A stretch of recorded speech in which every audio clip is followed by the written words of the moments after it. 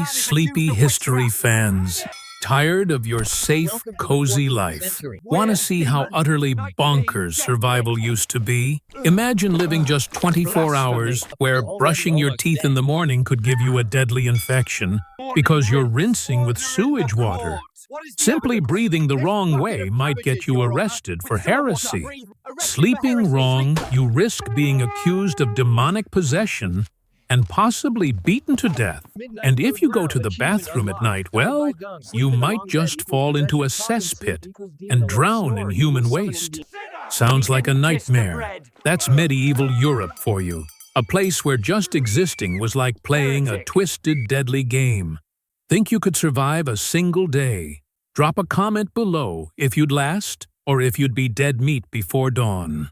Welcome to the darkest, weirdest history lesson you'll ever get. Good morning, or rather good luck surviving the morning. Congratulations, you've just been reincarnated into the magical land of Europe, circa 1347. Don't worry about your outfit. No one cares. Everyone's too busy trying not to die. You're lying on a straw mattress shared with 6 siblings, 2 rats, and possibly a plague-carrying flea named Greg. Greg doesn't pay rent, but he does spread pestilence. The air smells like wet hay chamber pot fumes and fresh rat droppings. A signature medieval scent called eau d'extinction. The church bells ring out, loud, angry, and full of judgment. It's the medieval version of your iPhone alarm if your alarm also shamed you in Latin and summoned a mob.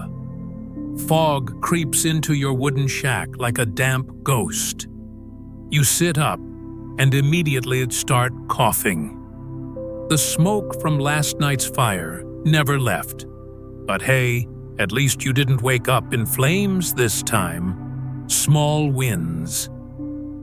Now let the medieval survival countdown begin. You woke up without praying, and you forgot to bow to the bones of some forgotten saint.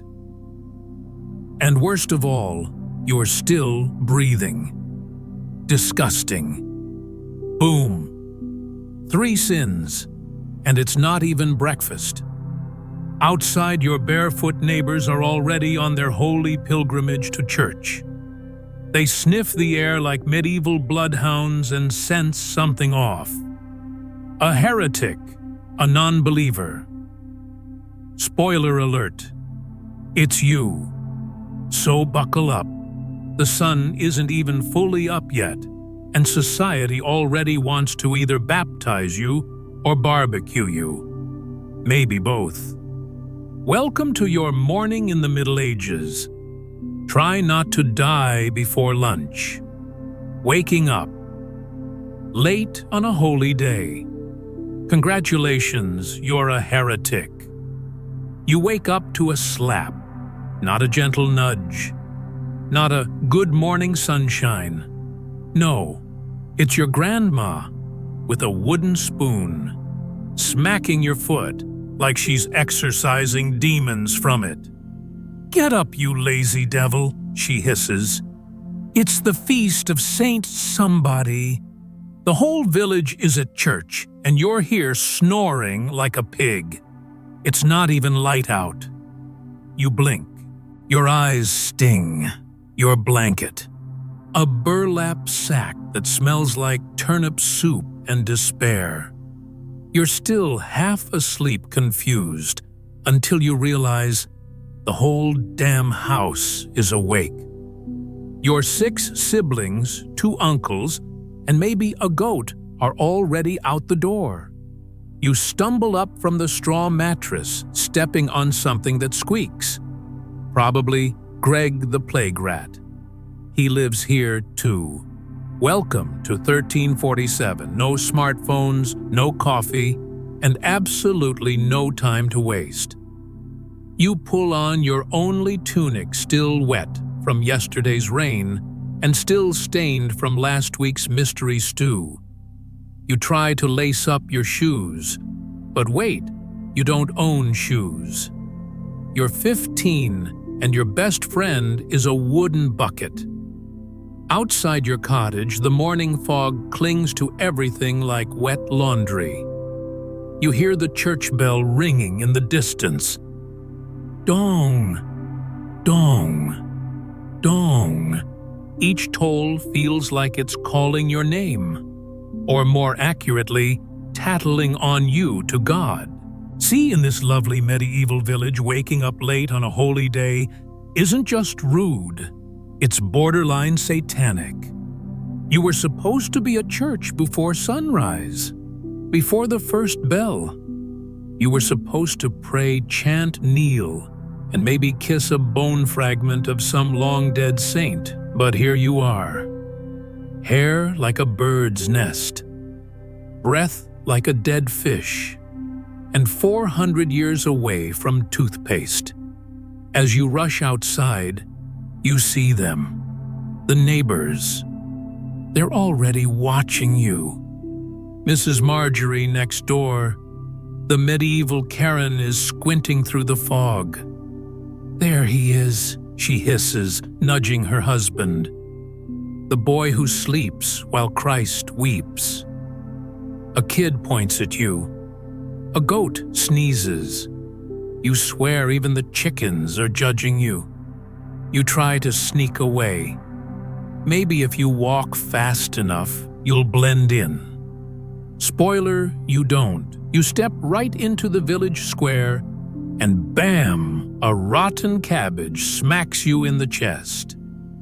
Shame, someone yells. He slept in on St. Thomas's Day. More vegetables fly, not even good ones. These are discount, half-eaten, worm-infested carrots. You dodge a turnip, barely. A bearded man wearing what might be a bathrobe shouts, "I saw him scratching himself during Mass last week, too." And just like that, you're officially the village heretic. Here's the thing in 1347. The church isn't just where you go on Sundays. It's everything. School, court, entertainment, law enforcement, therapy, and Wi-Fi all rolled into one. If you miss Mass, people don't think you're tired. They think you're possessed, or worse, Protestant. You try to explain. You open your mouth. Another cabbage hits your face. You taste sadness. He's speaking in tongues. Someone cries. At this point, running seems smart, but you're barefoot cold and your left leg is still asleep. Suddenly, Father Bartholomew appears, the village priest, wearing 12 layers of robes and carrying a candle bigger than your hopes and dreams. He eyes you like a cat staring at a mouse that owes it money. "Well, well," he says. "Late for Mass?" Again, you try to smile. "Blessed morning, Father." He frowns so hard his eyebrows form a cross. "You know what happens to boys who ignore God's call," he says. "No, Father. They end up in the stocks. Or worse, they get assigned to shovel out the public latrine." Public. Latrine. The medieval version of detention. But with more urine. You nod, terrified. "Yes, Father." He sniffs. "Too late now. Go, sit at the back." And no coughing. You limp toward the church, covered in cabbage juice, still hungry, still guilty, still unsure what day it is. Inside the church is packed, cold, stone benches, smell of candle wax and body odor. A toddler is screaming in Latin.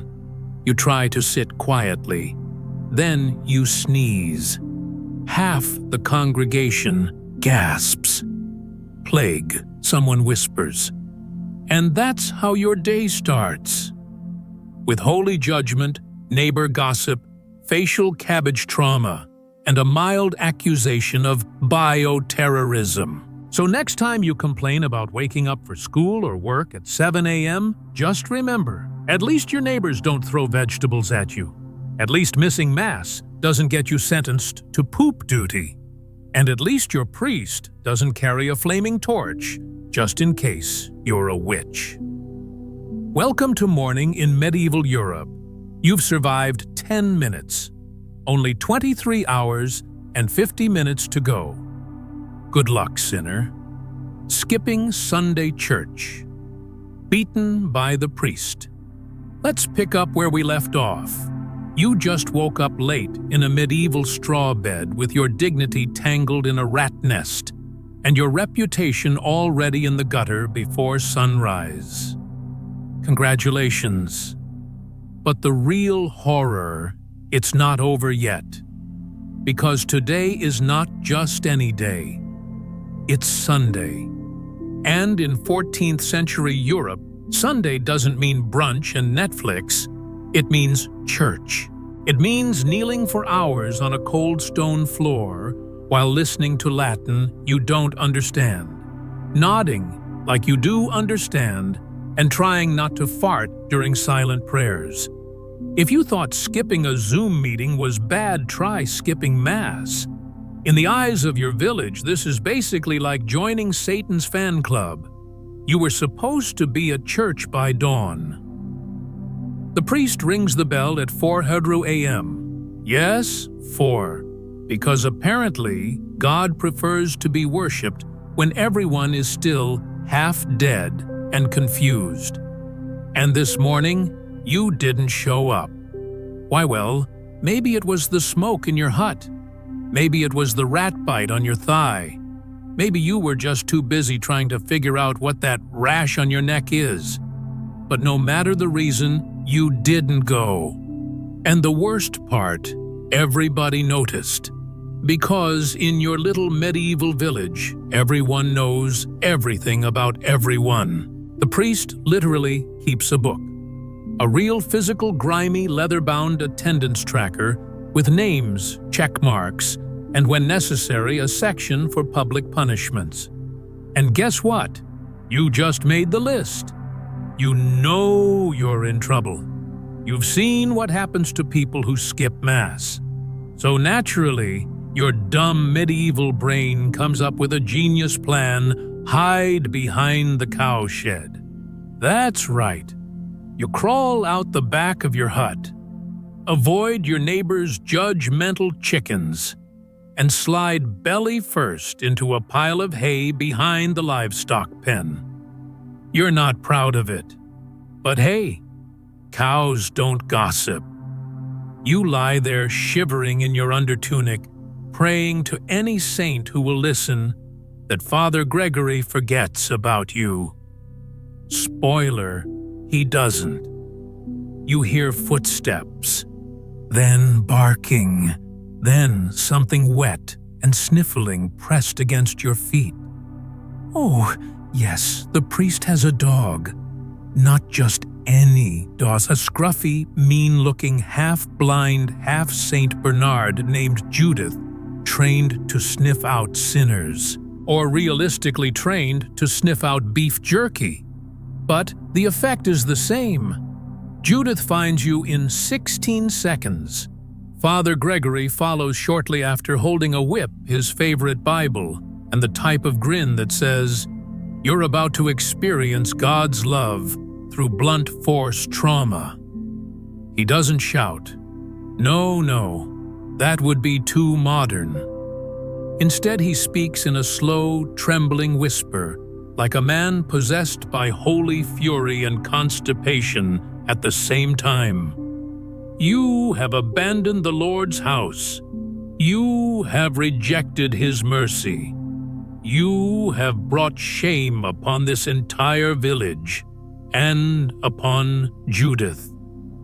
Behind him, Judith barks like she agrees. You try to explain. You try to say you were sick. You say the rats kept you up. You say your grandmother's ghost appeared and asked for a private sermon. But it doesn't matter, because excuses don't work in 1347. There is only one cure for spiritual laziness: public humiliation and a good old-fashioned beating. A few minutes later, you're dragged into the center of the village square, like a sack of potatoes with a guilty face. Children stop playing with rocks. Old women stop spinning wool. Someone brings out the sinner's bench, a wooden platform built specifically for people like you. You are made to kneel. The priest announces your crime to the entire village. This one did not come to Mass. This one disrespected our Lord. This one hid in a cowshed instead of joining the holy flock. Everyone gasps like you just murdered a saint. Then Father Gregory pulls out the discipline rod. You think he's bluffing? He's not. The rod isn't huge. It's just a stick. But oh, it's got authority. With each smack across your back, the crowd murmurs approval, like it's dinner theater. Judith sits beside you, licking her paw. Someone throws a cabbage leaf. Someone else takes notes. You can hear kids whispering, "That's what Daddy got last year when he farted during Lent." After the fifth lash, the priest leans close. This is love, child. Pain brings you closer to the Lord. You're not sure that's in the Bible. You think it's over. But then, little Peter. He's 6. He's missing 2 teeth. He's wearing a potato sack. And he walks right up to Father Gregory and says, "My mama didn't go to church either." Your jaw drops. The crowd turns. Father Gregory slowly nods.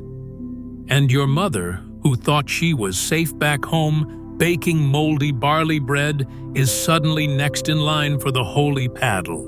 Because yes, in medieval Europe, children were taught to rat out their own parents. It was seen as a spiritual duty. Honor thy father and mother, yes. But if they skipped Mass, throw them under the ox cart. Peter gets a holy biscuit. You get 1 more lash just for existing. You think maybe next Sunday you'll just pretend you're possessed. Blame the devil. Maybe scream a little. Roll around in the mud. Nope. They have a ritual for that too. And it involves leeches. And a guy named Brother Thomas who really likes exorcisms. Let's be clear here. Church attendance isn't just encouraged. It's mandatory for everyone. Even if you're dying, even if you're giving birth, even if your arm fell off and you're bleeding into your soup. And yes, especially for men. If you're a grown man and you don't show up, you're not just a bad Christian. You're a potential heretic. Or worse, a secret witch. Women get a bit more leeway, but not much. And don't even think about sending a kid as your spiritual representative. They'll just end up confessing for you. The only real excuse for missing church, being already dead. And even then, they still drag your corpse in for a quick prayer. You wonder, how did they even know you were missing simple? The priest has a list, a literal scroll with every name on it. There's a guy whose job it is to watch who enters and who doesn't. Like a medieval bouncer. Miss 2 Sundays. You're spoken to. Miss 3, you're watched. Miss 4, you are punished. Miss 5. They start whispering words like witchcraft devil's servant, or worse, Protestant. By sundown, your back is sore, your ego is bruised, and your entire village thinks you're spiritually diseased. Your neighbors won't talk to you.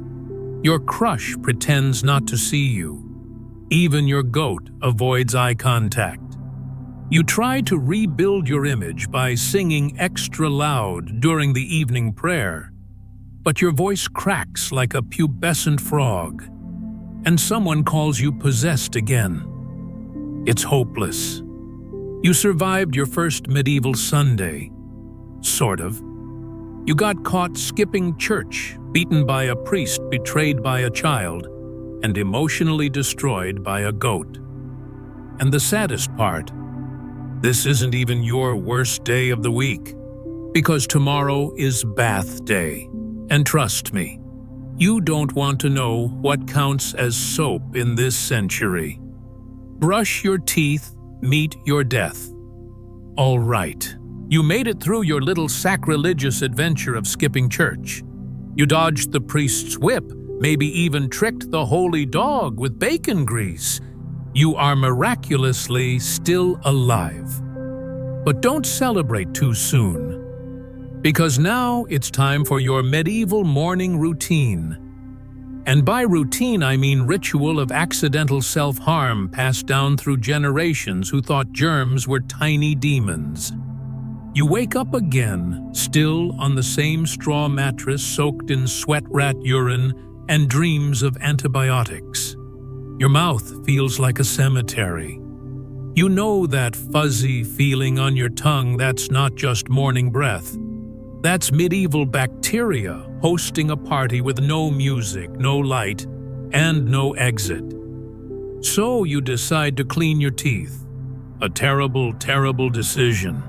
There is no Colgate, no mint, no fluoride, no toothbrush either. You grab what every self-respecting 14th century peasant uses, a stick. But not just any stick. One end is frayed, like a mini broom. It's been used by your great-grandfather, your father, and now, blessedly, you. It still smells like stale meat and sadness. You dip it into your toothpaste substitute ashes. Yes, ashes. Not sterile charcoal, not activated powder from TikTok influencers. No, this is literal leftover fire pit ash, mixed with a little salt and, if you're fancy, dried herbs that were probably peed on by goats last night. The texture, like rubbing sandpaper on your gums. The result, you scrape your enamel like it's medieval graffiti. Each grind sounds like someone crunching gravel inside your skull. You try to stay positive. Maybe the ash kills bacteria, you think. Nope, it just grinds your teeth down to yellow stumps. Congratulations, you've now invited open wounds inside your mouth. And in 1347, that's not just bad hygiene, that's a death sentence. You've heard of natural remedies, right? So did medieval peasants. So some folks, especially the ones who couldn't afford salt or ash-chewed tree bark instead, elm birch or whatever stick they could find on the ground that didn't already have a beetle colony living in it. They chewed it for hours, thinking the bitterness meant it was cleaning the soul. Newsflash, it wasn't. Turns out, some tree bark contains toxins. Mild ones, sure. But chew on it every morning, welcome to liver failure. Or paralysis. Or if you're lucky, just hallucinations of St. Peter telling you to invest in soap, which doesn't exist yet. So now your gums are bleeding, your tongue is numb, and your mouth smells like a burnt forest. Let's fast forward a few days. Your teeth start to ache. But hey, it's the 1300s. Everything hurts. You ignore it. Then your gums swell.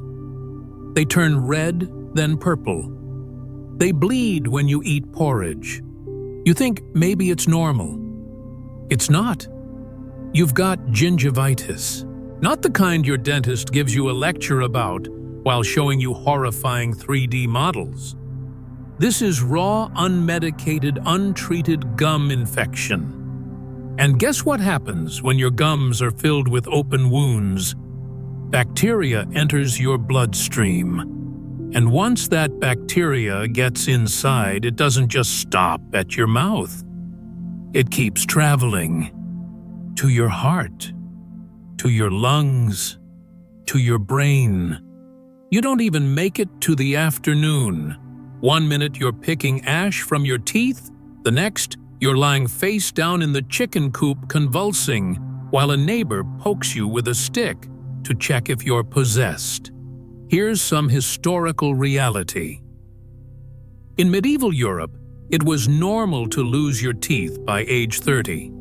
Toothless by 30 wasn't just a saying, it was a lifestyle. Why? Because everyone used the same stuff. Ashes, sand, salt, animal hair on a stick, urine, yes, urine, because ammonia kills germs. Supposedly, dentistry. It doesn't exist yet. The best you'll get is the local blacksmith ripping your tooth out with pliers heated in fire. And guess what they use as anesthesia? Ale. A lot of ale. And screaming. So much screaming. So now it's day 3 of your toothache. Your jaw is swollen like a rotten pumpkin. You're running a fever. Your breath smells like dead fish stuffed in a sock. Everyone agrees it's time to yank it out. You don't go to a doctor. Doctors don't do teeth. You go to Simon the Smith who shoed your donkey last week. Simon's had 2 hours of experience in tooth pulling. He got that experience when his own tooth fell out while drinking soup. He offers you a choice. 1. Lie down on the dirt floor, bite a piece of leather, and scream into a bucket. 2. Stay standing and risk fainting, smashing your head on the anvil and dying that way. You pick option 1. Wise. He ties a string to your tooth, the other end to a door, or maybe a goose. Doesn't matter. The technique is always the same: yank and pray. The tooth comes out eventually. So does part of your gum and your dignity. You spend the next week unable to eat. Your jaw swells again. Not because of infection, but because you were just operated on by a blacksmith with no soap. And oh, guess what? That fever returns. Congratulations, you now have sepsis. Let's say you're a clever one. You think ash sand. That's barbaric. I'll just rinse with water. Ha ha. Wrong again, Einstein. Because your local water source is probably filled with dead animals, rotting food, human waste, witch curses, possibly. Swishing that around your mouth might actually speed up the process of death. At least the ash had the courtesy of being dry. So now your clean mouth is hosting a microbe rave. And the only cure is prayer. But remember, God already saw you skip church. Even kids don't get a break. Parents rub ash on toddlers' gums when they teeth. Some use animal fat. Others just shove a rock in the baby's mouth to chew on. Imagine being a baby, and your first memory is biting a hot pebble covered in pig grease. That's your medieval childhood. It's a miracle any of us exist. Let's summarize. Brushing your teeth with ashes equals open wounds. Open wounds equals bacteria in blood. Bacteria in blood equals slow, painful death. Dentists equals blacksmiths. Pain relief equals beer. Hygiene equals imaginary. So next time you forget to floss in 2025, please don't feel guilty. At least your toothbrush isn't a rat-chewed stick dipped in fireplace leftovers, And you're not dying from a molar infection in a leaky hut next to a screaming pig. Count your blessings. You survived skipping church.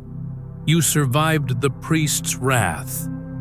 But the act of brushing your teeth, something your dentist today begs you to do, just murdered you in 1347. How's that for irony? Welcome to the Middle Ages, where every attempt at self-care is just another step closer to the grave.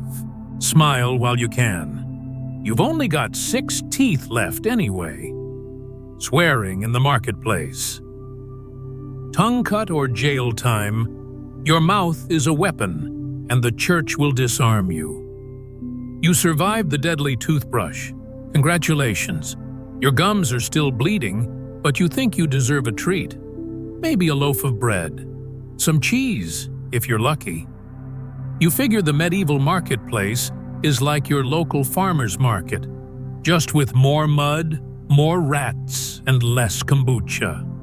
You shuffle through the foggy streets of your 14th century village, hoping your breath doesn't accidentally kill someone on the way. The streets are already buzzing wooden carts, screaming pigs, barefoot children, and somewhere in the distance a juggler who definitely has the plague. Typical Sunday. You make it to the market square. It smells like rotting fish manure burning fat and dreams. Welcome. You eye a fishmonger with what you think is a fresh catch. Except it isn't. The fish on his table is less fresh cod and more biohazard in progress. It's greenish. It has flies circling like it's hosting a medieval rave. And he's charging you 3 whole pennies, which in 1347 is like asking you for a kidney and your firstborn. You blurt out, "Are you out of your fucking mind?" And just like that, your fate is sealed. You forgot one thing. This isn't 2025. You're not in a Twitter fight. You're in Catholic Europe, and this isn't just bad customer service. It's blasphemy. Because in the Middle Ages, profanity isn't just rude. It's considered a crime against God himself. And if you say something even remotely unholy, the church can and will punish you like you just spat on Jesus' sandals. There were entire laws devoted to keeping the streets free from foul utterances. In some towns, if you said damn, they would quite literally damn your tongue. Before you can apologize, a woman selling onions gasps and drops her basket. A monk nearby stops mid-chant. A group of kids laugh and start chanting, "The stranger cursed. The stranger cursed." You look around. Everyone is staring. You're not just a potty mouth. You are public enemy number 1. One of the town criers rings a tiny bell and shouts, "Offender, offender, unholy tongue, in the fish row." You consider running, but you already tried that earlier, and your shoes are basically soggy bread. Before you can react, 2 burly men from the church militia, yes, that was a real thing, grab you by the arms. To the stocks or the cage, one of them asks, you plead, "I didn't mean it. It's just the fish." It's criminal wrong choice of words. Now you're accusing others of crime in public. That's another fine. You're basically speed-running the medieval justice system. You're dragged to the edge of the square, where a small crowd has already gathered. The punishment depends on the mood of the priest.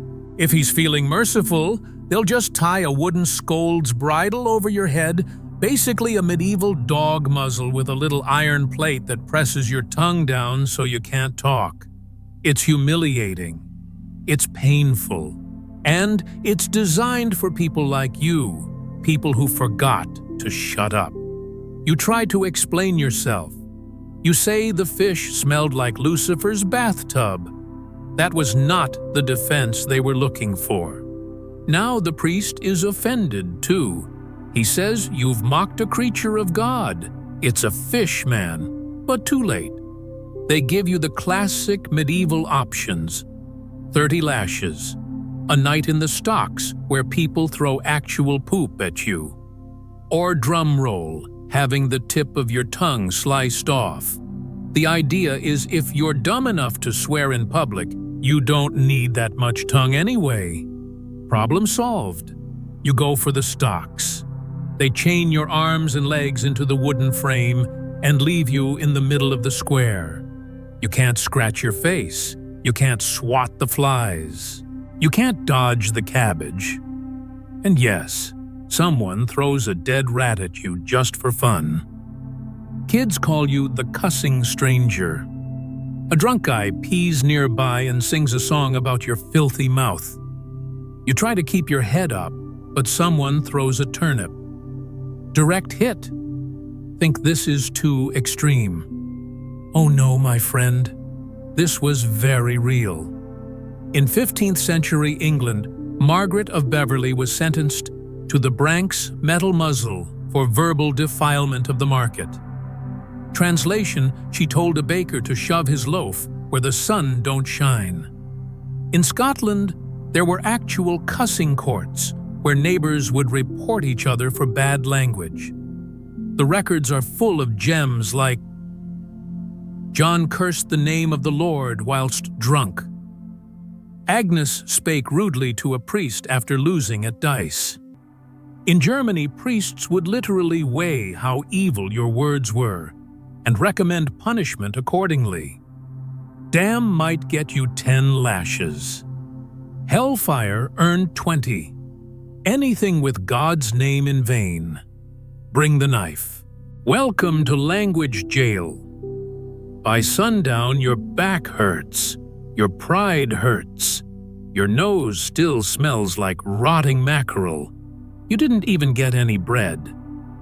A child walks by and throws a handful of pebbles at you. Then says, Mom says you're what happens to people who don't pray before breakfast. Great. Eventually, someone comes to release you.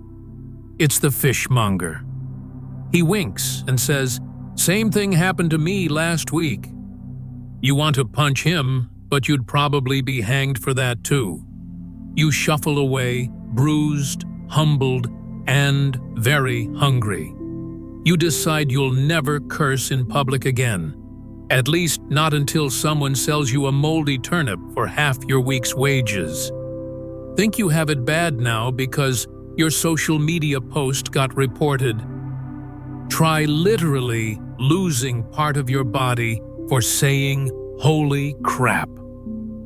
In 2025, you swear at your internet provider. They mute your account. In 1347, you swear at the fish guy. They mute your mouth. Permanently. So next time you're tempted to scream at a barista for spelling your name wrong, remember at least no one's coming at your tongue with a rusty knife. Eating the wrong fish on fasting day. Straight to jail. So after being publicly humiliated for calling the fishmonger a slimy eel fondler and nearly losing your tongue, you figured, you know what? I'll just keep my head down, avoid the drama, and finally eat something. Big mistake. Huge. Because what day is it Fasting Friday? Which in medieval Europe might as well be National Spy on Your Neighbor's Day. You're finally home, mouth sore from the scolding and barely healed from all that wholesome tongue-whipping justice. Your loving wife greets you at the door, not with a hug, not with pity, but with a very medieval-looking sausage. It's hot, it's juicy, it's not fish. But who cares? You're starving. You haven't eaten anything since yesterday except that one suspicious apple the rat touched first. So you devour it like a man possessed. Wrong move, my dude, because apparently that delicious sausage was actually theological contraband. You just committed carnal consumption on a holy fast, which sounds like a weird kink, but it's actually a jailable offense. Let's back up a bit. See, medieval Christians didn't just fast on Fridays. No, they fasted on every Friday, every Wednesday sometimes, the whole season of Lent, Advent, Saint Days, and whenever the church just felt like it. On these days, meat was banned. But not all meat. You were allowed to eat fish, not shellfish in some regions, definitely not mammals, not birds unless you were French and corrupt. But the rules were so complicated and so contradictory that even the priests sometimes got it wrong. One bishop once ruled that beavers counted as fish because they swam. Yes, the church said if it swims, it's basically tuna. Unfortunately, the sausage you just inhaled with tears of joy was 100% pork. Not a swimming pig, not even slightly fish adjacent. Just as you lick your greasy fingers, you hear it. Ding, ding, ding. No, it's not the dinner bell. It's the village sin bell. Basically, the medieval version of a police siren, but operated by gossip and Catholic rage. You drop the sausage. You try to run. Too late. How did they find out? Easy. Your wife reported you. Why? Because she was mad. Not about the sin. No, she was mad because you, 1. Forgot her Saint's Day. 2. Forgot to bring home cabbage. 3. Didn't notice her new hair veil. 4. And last week, you blamed her for the outhouse flooding. It was your fault. So she walks straight to Father Arnaud and says, "My husband, the sinner, has eaten meat on this most holy of fasts. Also, he burps during Mass. Boom! Treason of the stomach. Domestic betrayal. You're about to be medieval cancelled. You try to hide? This time not behind the cow stall, they check that now, but in the hayloft with the goats. But you forgot one key detail. The church now uses tracking dogs. Yeah, dogs trained to sniff out meat breath. They corner you while you're still burping sausage fumes. A deacon points at you dramatically like he's on a soap opera and declares, "The pig-flesh heathen is here." You are dragged out by the ankles hay in your pants and goat poop on your shirt. You don't get a trial. You don't get a lawyer. You don't even get time to finish chewing. Straight to the village jail, which is really just a hole with a wooden lid and one very angry rat named Jeffrey. Inside the jail, a priest lectures you for hours. Would you also eat Satan's thigh if it was spiced? Right? You think about it. Depends on the seasoning, but you don't say that. You've learned. Sort of. Now you wait. Wait for a public flogging, a religious confession, and possibly a sermon about fish taxonomy. You overhear the town elders arguing whether eels count as fish or snakes or demons. Meanwhile, your wife sends word, "I'll visit you once I finish St. Bridget's novena." Maybe. She also keeps the rest of the sausage. By the next day, the whole village knows. The baker offers you a sinner's bun, stale and judgmental. Kids point at you like, "That's the man who ate pork on St. Fishface Day." Even the cows look at you differently. And the worst part, your neighbor, the one who drinks beet wine and pees in his chimney, is acting morally superior now. Otters. Sometimes yes, sometimes no. Depends on the bishop. Barnacle geese. Yes, because they believed these geese were born from trees in the ocean, so sea plant equals fish. Dolphins? Technically not okay, but monks in France once classified them as big weird herring. Basically, if you were rich, you could bend the rules. If you were poor, like you got punished for dreaming about bacon. The priest comes in one last time before your sentencing. He asks, "Do you repent, my son?" You nod. Of course, you swear to never eat meat again, unless it's extremely well cooked and nobody's looking. He leaves you with some dried trout. You eat it like it's the last meal of your life. Because honestly, in medieval Europe, it just might be you're eventually released with a mark burned into your shoe, a fish-shaped scarlet letter, so everyone knows you're a meat criminal. Now, whenever people see you, they make the sign of the cross and hide their sausages. You stepped on a noble's cloak. Now you die for it. So there you were, still recovering from your sausage scandal. Your wife had just betrayed you for that tiny pork slip-up, and the whole village knew. You'd spent the night in the town jail with a guy who got whipped for selling bad ale, and a woman who got arrested for singing too loudly on a Monday. It was a low point, even by medieval standards. But it was market day. And market day meant two things. One, a chance to pretend your life wasn't falling apart, too, and cheap onions. So naturally you decide to pull yourself together.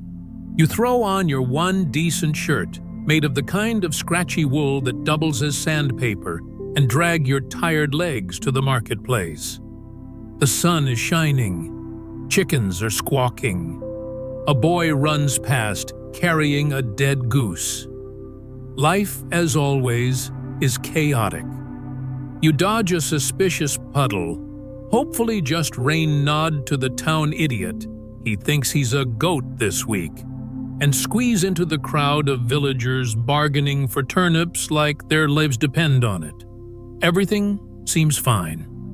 Until a scream, a gasp, a dramatic, "How dare you!" You freeze. Everyone turns to look at you. You look down, and there it is. Your muddy, crusty peasant foot, right on the edge of a flowing purple velvet cloak. Not just any cloak. A noblewoman's cloak. Lady Honoria of House God Knows. What whose family owns half the grain in the region and all the legal authority your sorry behind will ever face. She looks at you like you've personally insulted the Virgin Mary. Your mouth opens to apologize, but all that comes out is a big mistake. Two guards appear out of nowhere as if summoned by the gods of class oppression. They grab you faster than your wife grabbed the chance to report you for sausage. Wait, it was an accident, you plead. The cloak was just on the ground. In the dirt. Why is it even trailing behind her like that? Silence filth, says one guard, already tying your hands. 'Tis a crime against the dignity of the noble class, the other says, punishable by hanging or worse. You try to explain, but what can you really say? I was just trying to buy onions. You see, in medieval law, there were two types of people. Those chosen by God, the nobility, and those chosen by nobody, you. Touching a noble's cloak wasn't just an accident. It was blasphemy. An offense against the natural order, which is a fancy way of saying rich people made the rules. Their cloaks, their horses, even their shadow, all sacred. And you're basically a walking insult to society.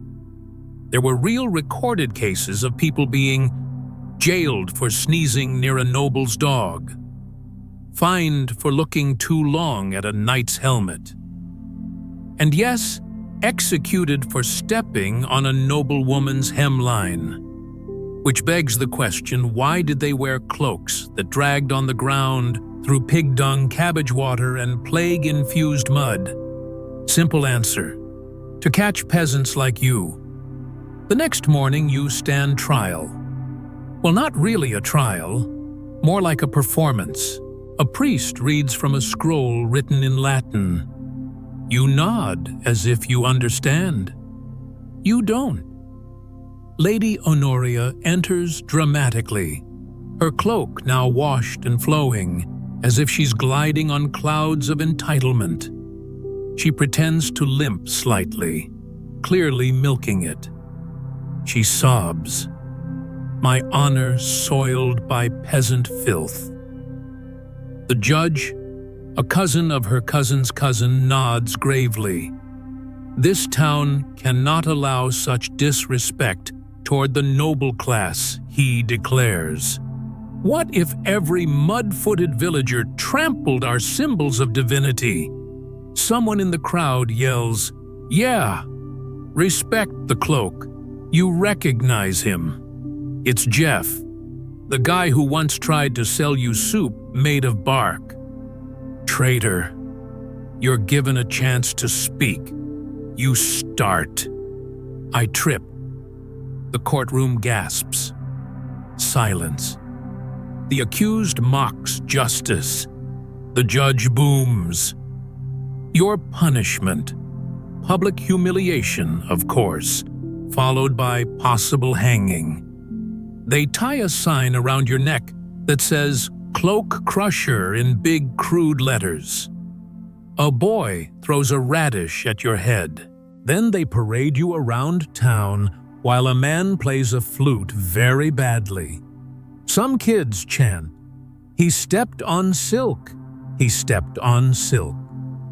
Eventually, you're chained to the stocks while villagers take turns smacking you with leeks. You pray this is the end of it. But then Lady Honoria appears again. With a dramatic flair, she lifts her cloak, yes, the very same cloak, and tosses it in your face. "You may kiss it," she says coldly. As a final act of repentance, you hesitate. Your choices. Kiss the cloak that led to your downfall. Or get 30 lashes and possibly a light hanging. You pucker up. The crowd erupts in laughter. Someone draws a picture of you kissing the cloak and calls it "peasant of shame."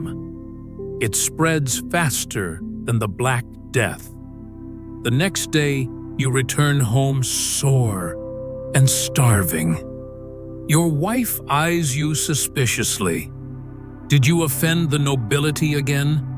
You glare. "I tripped." She shrugs. "Next time, trip poorer." You sit down on your straw mattress defeated.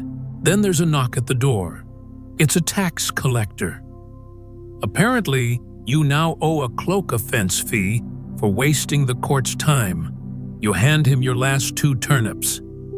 As he leaves, you mutters something under your breath. A swear word, which you suddenly remember is illegal in public. And tomorrow is market day again. Have you survived yet? Let's take a moment to breathe. Or try to. If you haven't already been choked by holy incense, medieval justice, or your own stupidity. It's only 900 a.m., just 3 hours into your average medieval Sunday, and here's your kill score so far. Number of crimes committed, 6. Number of times you nearly died, 2. Number of times you were whipped or jailed, 3. Number of breakfasts eaten, 0. Zilch, nada. Let's recap this disaster. 1. You overslept by 30 minutes, publicly humiliated by your entire village. The local priest nearly exorcised your demonic laziness. 2. skipped Sunday church, tracked down by the town priest's sniffing dog, then whipped behind the altar like a naughty choir boy. 3. Brushed your teeth with ashes and sand. Congratulations, you've invented gum disease 600 years too early. 4. Cursed at the fishmonger. The market guards tried to cut out your tongue. Apparently, holy fish prices are sacred. 5. Ate a sausage on a fasting day. Your own wife snitched. You're now a part-time heretic and a full-time idiot. 6. Tripped into a noble woman's cloak. Congratulations, you've just committed insult to God's chosen elite. Sentence: death by hanging. Hope you bounce well. And guess what? You haven't even made it to lunch. So sit tight. Keep your head down and, for heaven's sake, don't sneeze near a noble. The afternoon might be quieter, or it might kill you. Either way, grab your rosary. See you at noon, if you're still breathing. Midday introduction. Judged before you digest congratulations. You're still alive, barely, and you're starving. Your stomach's making sounds like a Gregorian monk beatboxing. You dream of bread, maybe a chunk of cheese even stale. But put that thought away, because it's noon in medieval Europe. And that means it's time to die in new and exciting ways. Morning was all about personal hygiene and pissing off priests. But now it's social death o'clock. In the afternoon, the danger isn't a sword or a sickness, it's judgment. The church watching, the nobility judging. Your neighbor's goat might report you to the local bailiff if you look suspicious. At this point, survival has nothing to do with health. It's all about not triggering the invisible moral landmines scattered through medieval life.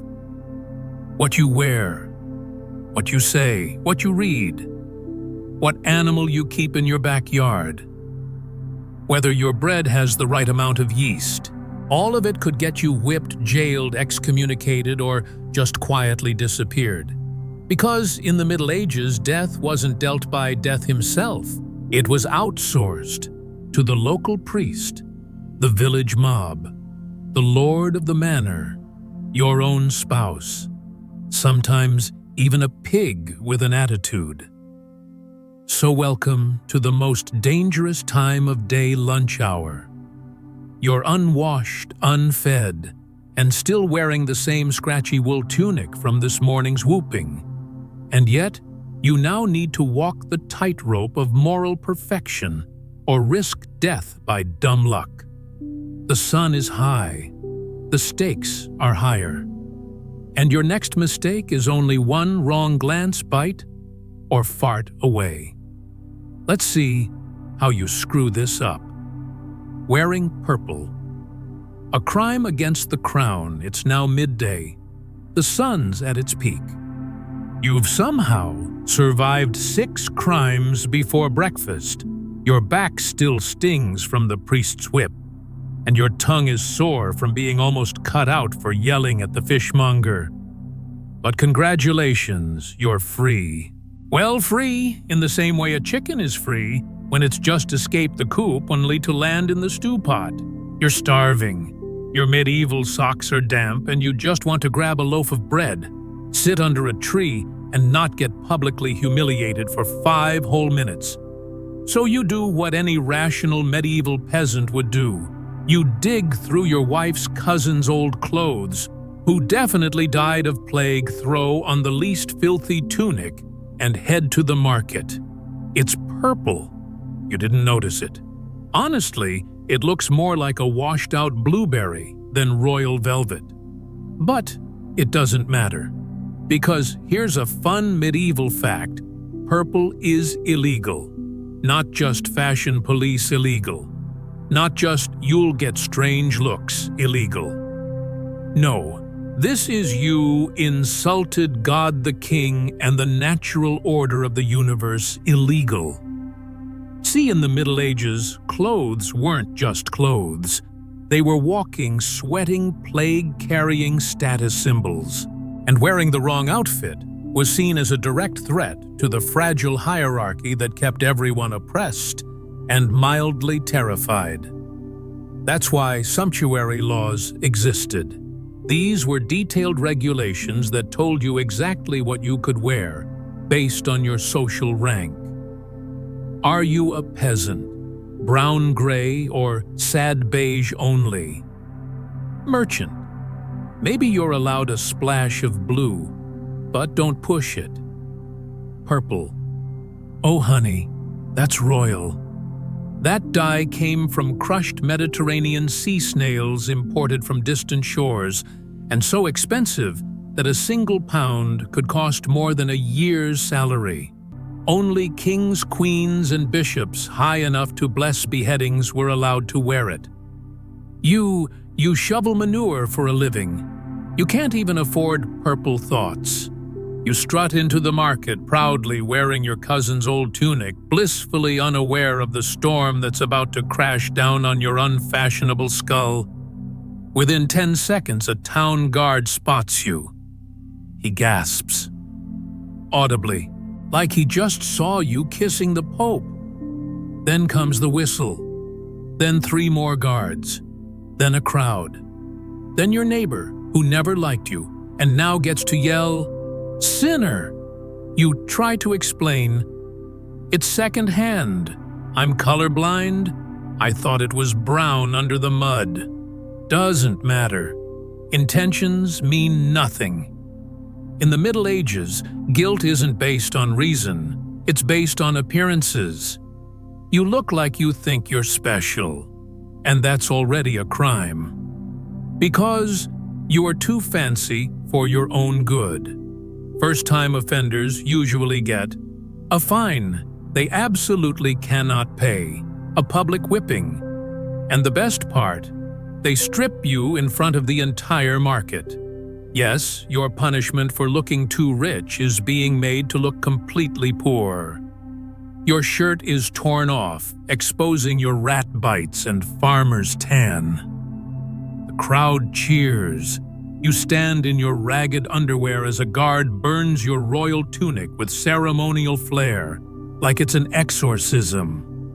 Someone throws a rotten onion, and if you dare to wear purple again, they brand your forehead with hot iron. Yes, really, a big red mark to scream to the world. This person forgot their place.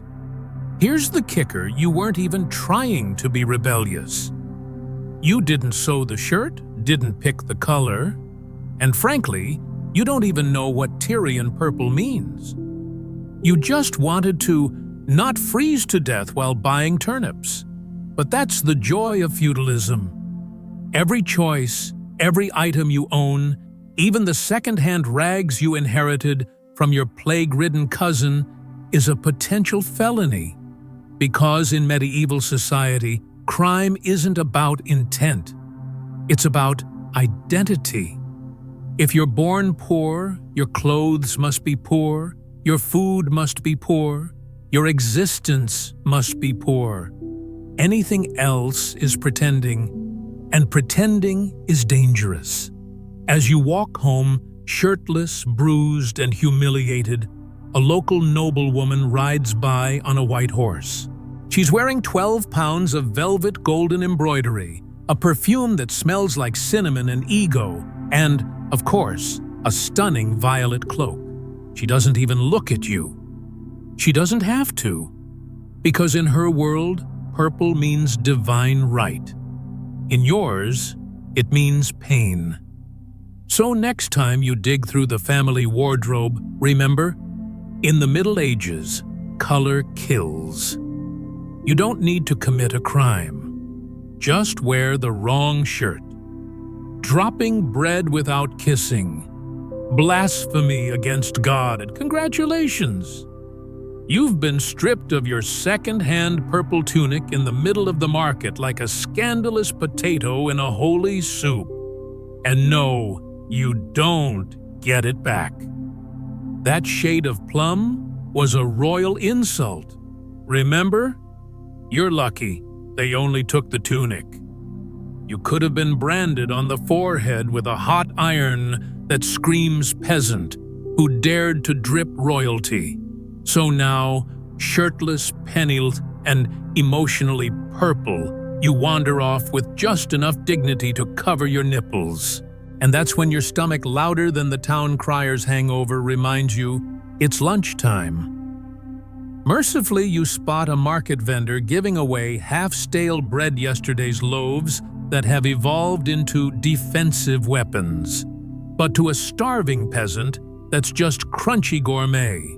You grab one whisper thank you to a god you still sort of believe in and walk off, chewing like someone who hasn't committed a capital offense since breakfast. And then you trip. No, really. You step on your own shoelace, or whatever passed for a medieval shoelace, likely a rope made of goat hair, and regret. And your precious bread flies out of your hand. It lands on the ground, face down, in pig drool. You stare, a moment of silence. Now, in most societies, the worst you'd get is a judgmental glance or a dramatic 5-second rule joke. But not here. Not in medieval Europe. Not when the bread is holy. You see, bread isn't just bread, bud. In medieval Christendom, bread represents the literal body of Christ. Yes, that stale loaf you just let faceplant into pig saliva. That's Jesus. According to widespread religious belief, especially in Catholic Europe, the Eucharist Holy Communion transforms bread into the sanctified flesh of the Lord Himself. That belief spills over into daily life. Even ordinary bread holds sacred symbolism, which means that if you drop bread, you don't just say, oops. You kneel. You cross yourself. You kiss that crusty Jesus like it's your last chance to get into heaven. Did you do that? Nope. You just stared. Probably muttered something like, "Ah, crap," which if translated into medieval legal Latin, roughly means, "I'm about to be accused of heresy." One old woman spots you. She's been sniffing out sinners since the Black Death. She narrows her eyes and gasps, clutching her wooden rosary like it's a holy weapon. "He didn't kiss the bread," she screams. You blink. The entire street freezes. Heads turn. Chickens stop pecking. A monk slowly lowers his turnip. Somewhere in the distance, a baby stops crying, just so it can witness your downfall. A man with no teeth and infinite opinions yells, "Did you see that he mocked the body of Christ?" You try to explain, "No, I love Jesus. There was pig drool, but it's too late." They start chanting, "Heretic, heretic." A minor theological misstep. Not in medieval Europe. In the eyes of your deeply devout neighbors, you've just publicly spat on the Lord's flesh. That's not just rude. That's heresy light. And you better believe there's a punishment for that. 2 burly men, one a butcher, the other a very aggressive monk, grab you by the arms. You plead. "It was an accident. I was gonna kiss it. I just panicked." The monk sniffs. The devil always panics when he's caught. You are marched through the village square in what can only be described as a half-naked walk of shame. But worse than that, you're holding the soggy, muddy, pig-licked bread in your hand the whole time. Why? Because they demand you kiss it now, repeatedly, not in private, not respectfully, but in front of a growing crowd who takes turns yelling things like, "Kiss it harder, heathen," Say you love the Lord, you crumb-dropping scum. Even the pigs respect Christ more than you. To add insult to injury, a boy follows you with a bell shouting, "Heretic alert! Bread defiler incoming!" Eventually, you're brought to the local church, not for forgiveness, but for public confession and punishment. The priest, who has an alarming number of teeth for the century, lectures you for 30 minutes. He speaks of divine wrath, of Lucifer's bakery, of blasphemers, of your soul being toast, literally and metaphorically. You're given two options. 1. Confess publicly in front of the entire village next Sunday wearing a sack and ashes, while begging forgiveness from each loaf of bread sold at the market. 2. Manual labor of penance, 3 weeks helping clean the latrines of the monastery while reciting psalms backwards. You ask, "Can I do both?" They nod. Repentance is layered, like onions, or guilt. Strangely, you got off light. In some parts of Europe, especially in inquisitorial Spain or ultra-devout towns in France, this minor slip could have led to formal accusations of heresy. A second offense, branding. A third, excommunication. Or worse, a surprise bonfire, with you as the log. And while we're joking, medieval punishments for blasphemy were anything but. In England, one man who denied the holiness of the bread was burned at the stake. In the Holy Roman Empire, refusing to kneel for dropped bread was considered evidence of satanic pride. So yes, you kissed the pig-licked loaf and survived, for now. By the end of it all, you've learned several valuable lessons. Bread is not just bread. Purple is a political statement. And every meal in medieval Europe is basically a religious exam with life or death consequences. You eat your new loaf after a lot of kissing, sit under a tree, and pray no more holy food gets airborne. Suddenly, a man behind you sneezes directly onto an apple pie. You both freeze. You whisper, "You better kiss that." Owning a black cat. You must be a witch. Welcome back, brave time traveler. After narrowly escaping a heresy trial over a freaking sandwich, you decide it's time to lay low. No more bread drama. No more sacred carbs. You just want a quiet, vermin-free lunch. That's when you meet Whiskers, a scrawny black cat who looks like he's won 1,000 street fights and lost every one. You toss him a scrap. He purrs. You bond. Congratulations. You now have a loyal companion and a one-way ticket to the Inquisition. Because guess what? In the Middle Ages, owning a black cat isn't just suspicious. It's practically a written confession that you're in league with Satan himself. Now, why exactly does Whiskers make everyone lose their holy minds? Well, back then, people believed black cats were the familiars of witches, magical pets given by the devil to do evil bidding. They weren't just animals. They were agents of hell. And if you were a woman who dared to live alone, talk to your cat, not have children, or God forbid be literate, then congratulations again. You are now the star of your own heretic trial. The village gossips start whispering. The church bells ring ominously.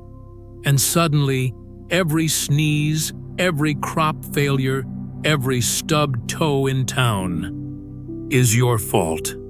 Word spreads fast. That stranger with the black demon cat, clearly cursed. Soon a small army of villagers is standing outside your hut, armed with pitchforks, wooden crosses, and zero common sense.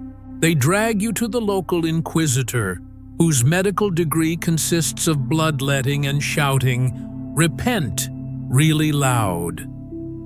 Now it's time for the witch test. The logic goes like this. If you sink in water, you're innocent, but also dead. If you float, you're a witch and must be burned alive. Yes, this is a real thing. Medieval science. Everybody you try to explain, it's just a cat. He kills rats. But by this point, Whiskers has decided to leap onto the judge's desk, arch his back, and hiss at the inquisitor. Just to make things worse. Behold, someone shouts. The beast defies holy authority. Mark of the devil, screams another. Did you see her talk to it? She speaks in tongues. Now the entire village is convinced you feed Whiskers' baby's blood and ride him like a broomstick under the full moon. The court rules swiftly. You're guilty of witchcraft, blasphemy, and harboring a demonic entity with excessive fluffiness. You plead. You beg. You even offer to give up Whiskers, who, by the way, has now started licking his butt in the middle of your sentencing. No mercy. Your punishment: a public flogging a week in the stocks, and a charming little tattoo on your arm that says, "Beware cat lady." Ironically, cats were excellent pest control, vital in fighting the rat population. Rats as in plague-carrying death ferrets.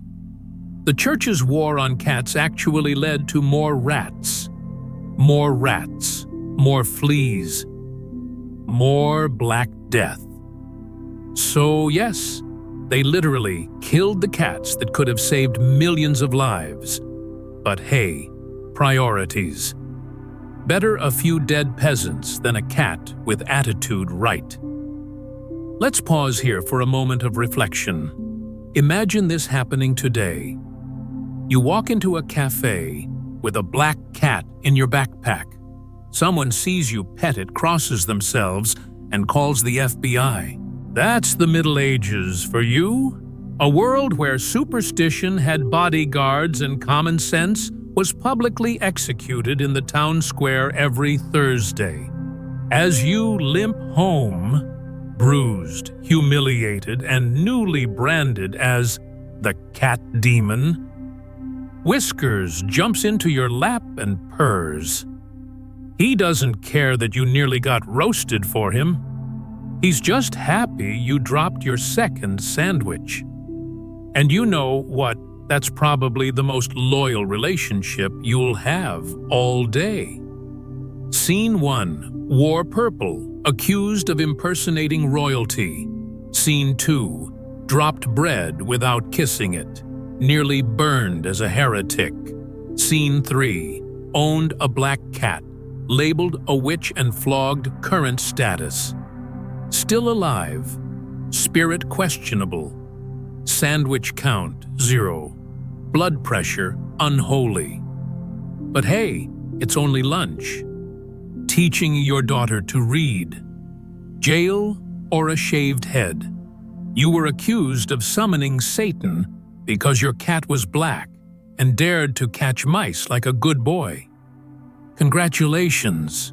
The townsfolk now call you the Rat Whisperer. Your social standing is one burnt goat carcass away from total collapse.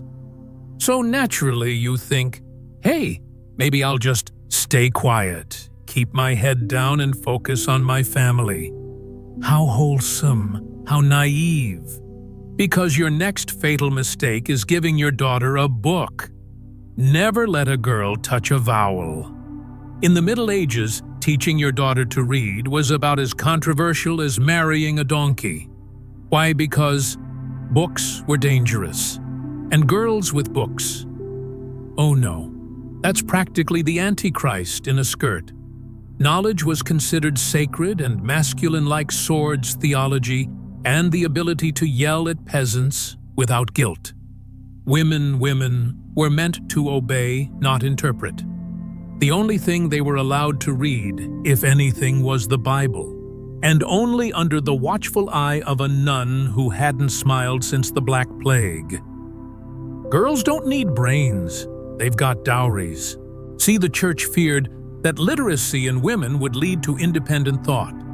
Independent thought would lead to questions. Questions like, why can't I own land? Why does Father Bernard smell like wine and regret?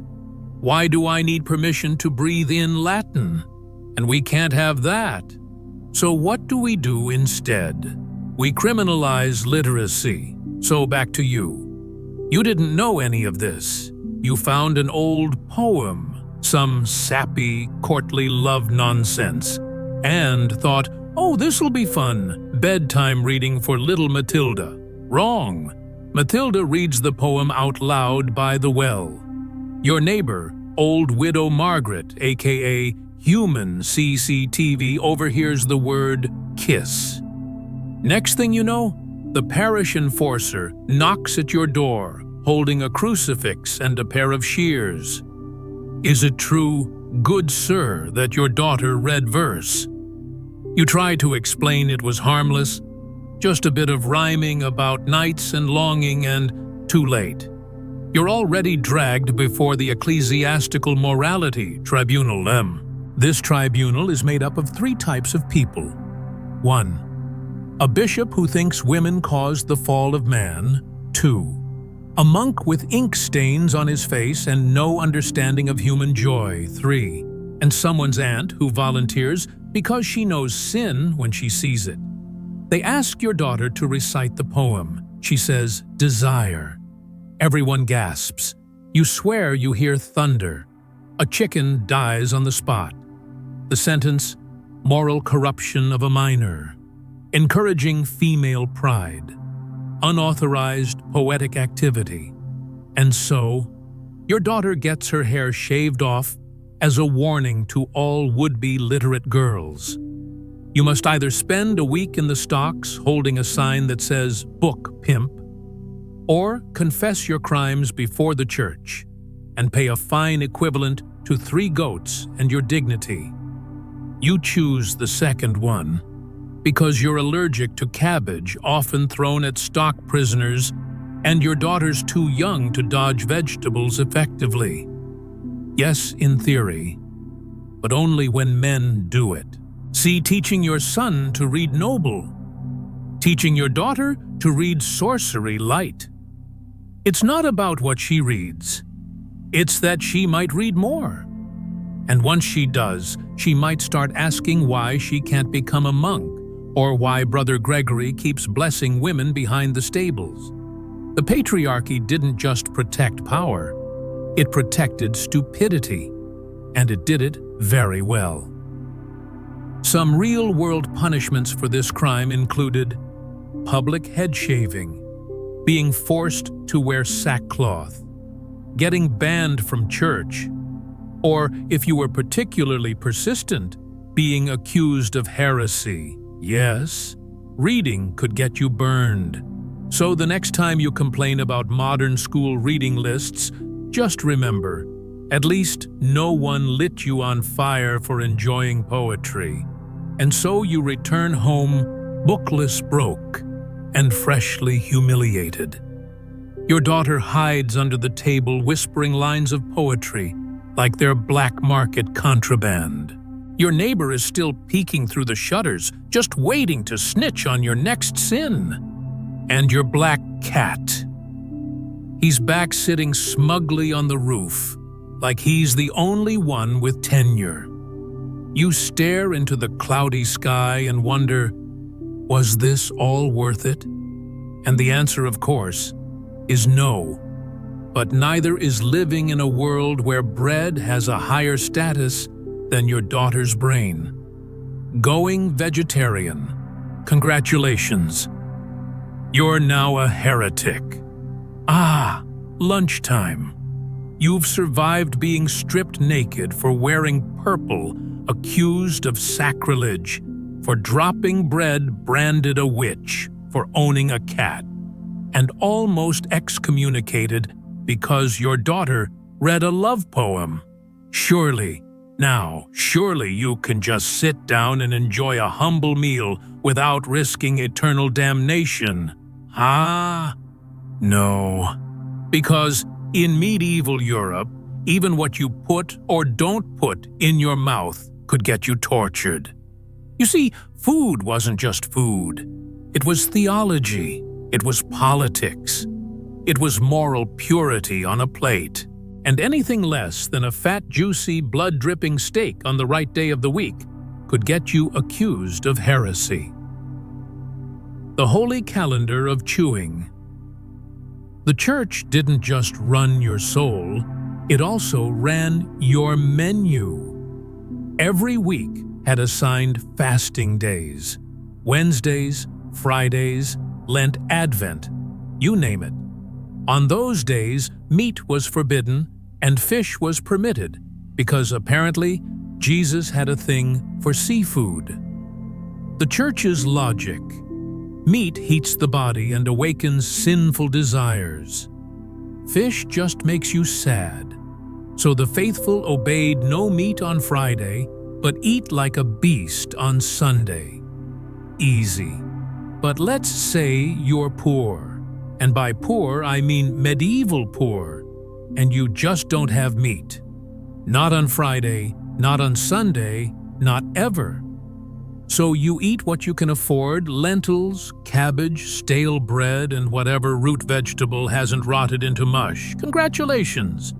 You are now suspicious, because while the rich man eating a 3-day-old pork leg on a fast day is just forgetful, you refusing meat out of necessity suddenly look like one of those Cathars, a heretical sect that believed meat was sinful and life was suffering. Now the local priest thinks you might be fasting for spiritual reasons, and fasting without the church's permission. That's like skipping school and saying it's for educational purposes. Not good enough. Poverty wasn't an excuse. In fact, it made you more suspicious. What better disguise for heresy than being a humble beggar? The church had seen this before. Groups like the Waldensians and Cathars spread like wildfire by pretending to be simple men, living off plants, preaching love and poverty, and refusing to eat meat, aka refusing to participate in the sacred slaughter of animals that symbolize Christ's sacrifice. So now, your sad bowl of turnip stew has become a political statement. And guess who's not thrilled about it? That's right, Father Godfrey, who's eyeing you suspiciously from across the street as you nibble on a raw onion like an underfed squirrel. Soon, rumors begin to spread. The blacksmith tells the cobbler, "I ain't seen him eat a sausage in weeks." The cobbler tells the miller he refused mutton at the feast of Saint Beringus. The miller tells the priest, "I think he might be one of them plant-worshipping demons." And now, you're being summoned. The church bells ring. You're dragged into the town square.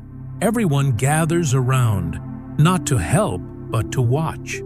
Because, let's be honest, it's either you or them, and the crowd prefers you. You try to explain, "I didn't eat meat because I couldn't afford it."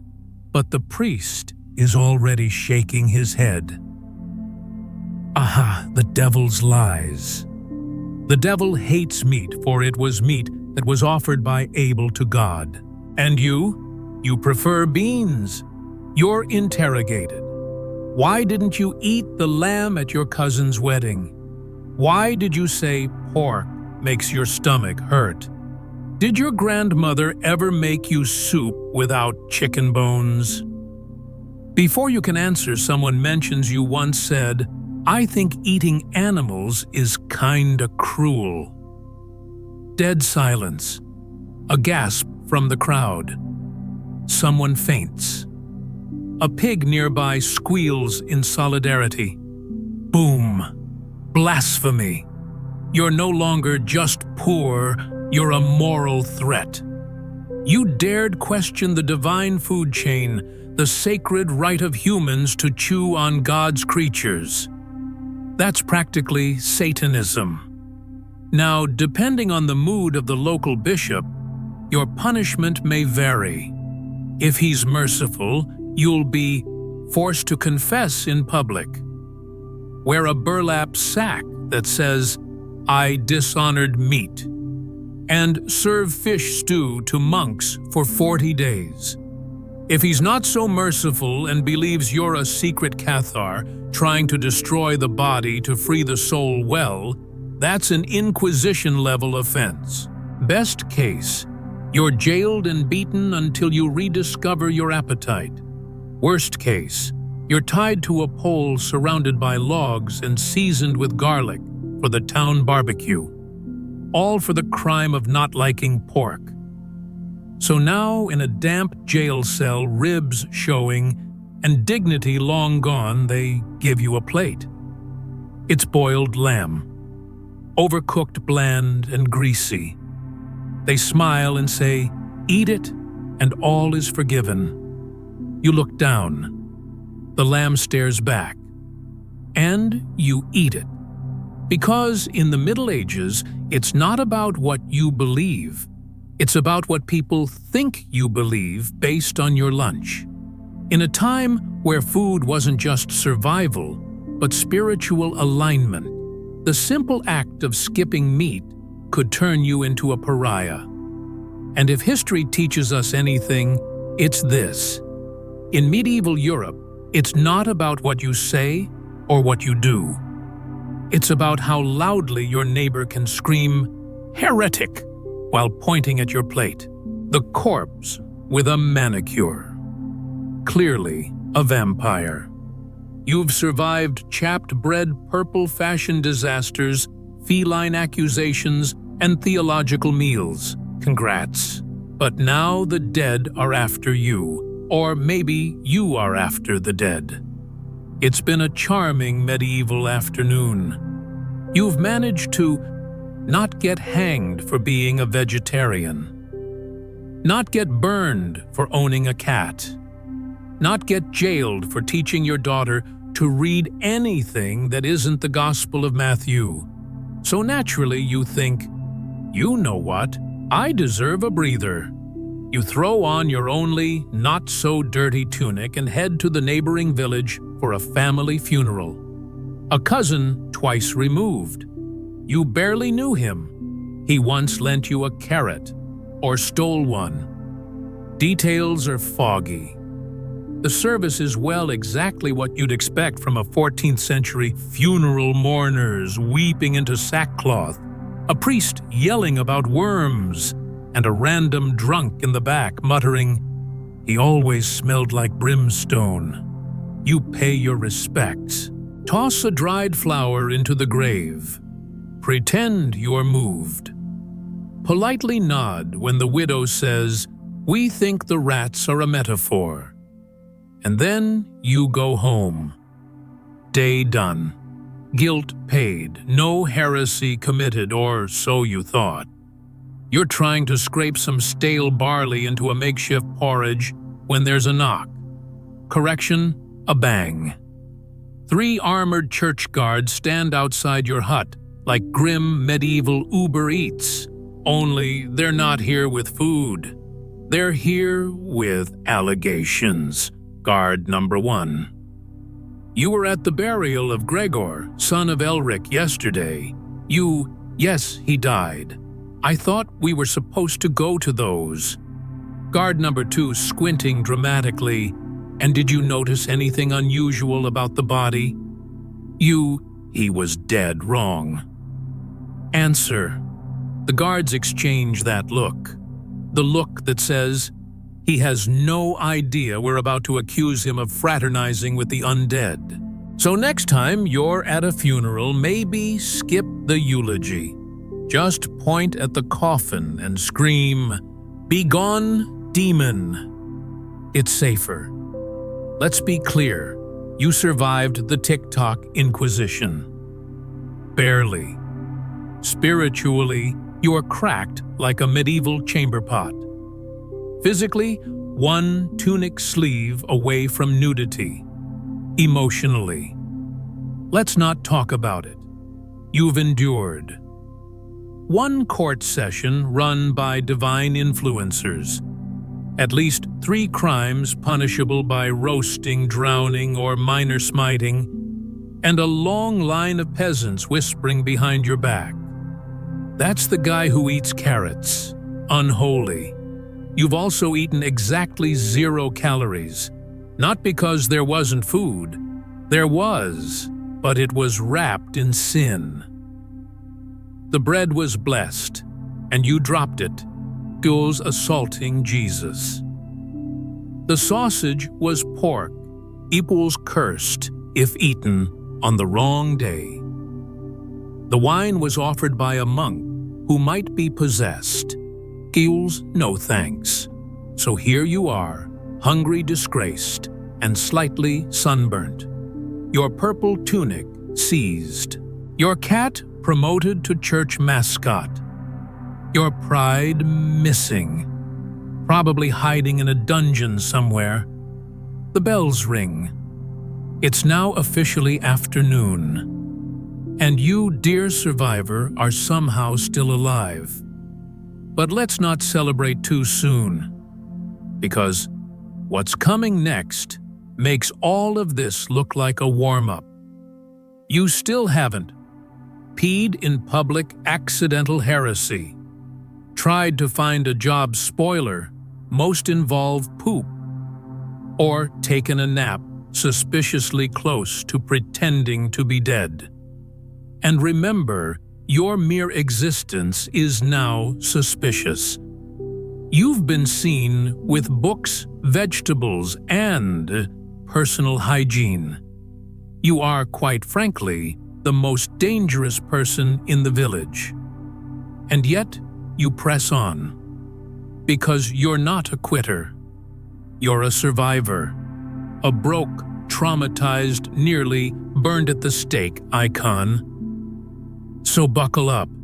The sun is high, the flies are aggressive, and the townspeople are watching your every twitch. The afternoon of medieval mayhem is here. And it smells like fierce sweat and goat cheese. Afternoon, jobs, and social status. Even breathing wrong is a crime. Well, look who's still alive. I must say you're doing surprisingly well for someone who got accused of witchcraft before breakfast and stood trial for vegetarianism at lunch. But now it's the afternoon, and you're hungry, broke, and very unemployed. Time to find a job. Right. Wrong. Welcome to the medieval job market, where your birth decides your paycheck. Your last name determines your rights, and ambition is treated like a disease. Want to be a baker? Sorry, you're not part of the guild. A blacksmith. Your dad was a pig farmer. And don't even think about becoming a monk, unless you're cool with celibacy, lice, and Latin. Here's the thing, you can be poor. Just don't be too poor. And you can be ugly. Just not so ugly that nuns start throwing holy water at you. Oh, and if you're at the very bottom of the social ladder, say a leper, a beggar, or just someone who smells a bit weird, then congratulations. Simply existing makes you guilty of something. By the end of today, you'll learn that having a job in medieval times wasn't about working hard. It was about surviving the hierarchy of hell, where every title came with rules, taxes, curfews, and at least one law that could kill you. Ready to clock in. Let's descend into the madness of medieval employment. Afternoon, gong farmer. Death by poop fumes. Welcome to the glamorous job market of the 14th century. Forget your modern problems. Forget taxes, burnout, or Karen from HR. In the Middle Ages, the real career hazard was literally drowning in human crap. Yes, friends, if you're poor, strong, and just barely too dumb to say no, you might just land yourself the prestigious title of Gong Farmer, a man who shovels medieval poop for a living. Here's the job description. Every night when the town's asleep and the rats have clocked in, you descend into the city's cesspits. Great stinking holes filled with years of fermenting excrement, pig guts, and that one fish someone dropped in 1328 and forgot. You scoop it, you haul it, and you pray to any available deity you don't faint halfway through and become the turd on top. Ah, yes, that delightful aroma. That's methane gas, flammable, invisible, and the #1 cause of spontaneous nap time among Gong farmers. And by nap, I mean death by suffocation, followed by rotting in your own workplace. A real HR nightmare. You think I'm joking? In 1326, a Gong farmer in London passed out from the fumes and drowned in less than 2 feet of well history. Another man fell in and got stuck upside-down legs, sticking out like a cursed wishbone. Townsfolk said, "Shame. He was due to marry the barmaid." Well, guess the wedding's off, and the pit's full, behold. The third hazard, structural collapse. Because medieval engineers didn't exactly graduate from MIT, they prayed stacked rocks and hoped God was in a good mood that day. You slip. The ladder breaks. The ceiling caves in. Now, you're not a worker. You're part of the plumbing. Villager 1. Another one bites the sludge. Villager 2. He died as he lived, knee-deep in shit and unpaid. They say the soul rises to heaven. But when you die in a poop pit, it takes a detour through every bowel movement since Easter. Social perks, none. Gong farmers weren't just dirty. They were untouchable, not allowed to eat with normal folk, sit in church, or flirt with anyone above leper with a goat. Your smell stuck to you like a curse. Even if you bathed, which, let's be honest, you didn't, the stink stayed in your soul. Some said it was sin made flesh. Others said it was just Tuesday. Hey, baby, want to hear how many rats I found in the pit last night? Spoiler, she doesn't. Ah, yes, the pay. 3 pennies a week, which sounds bad, until you realize it's still more than a midwife, a baker, or a guy who cures headaches by drilling holes in your skull. But remember, they might die slow. You might go thump from a gas bubble before payday. And just like that, taxes, tithes, and your landlord named Big Reg take it all. Congrats! You've just earned the right to go back down the hole tomorrow night.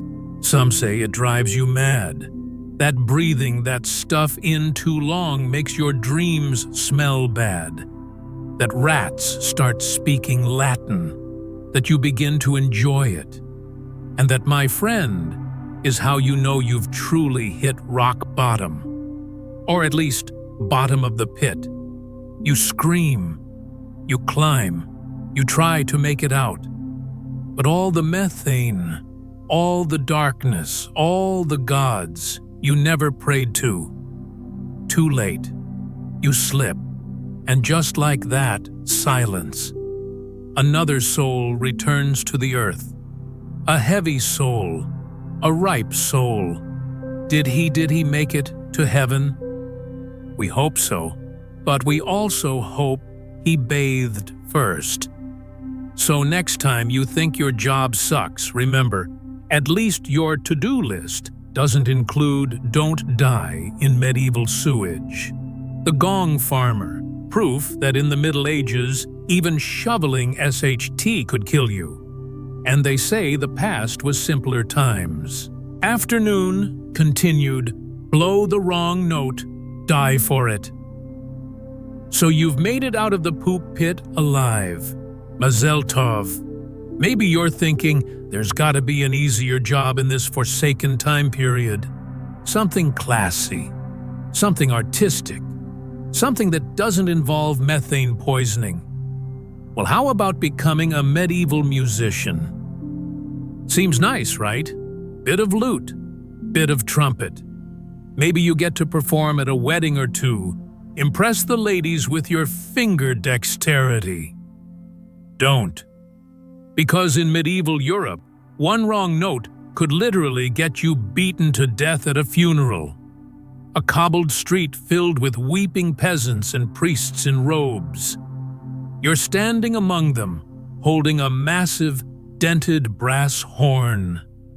Nervous sweat drips from your brow.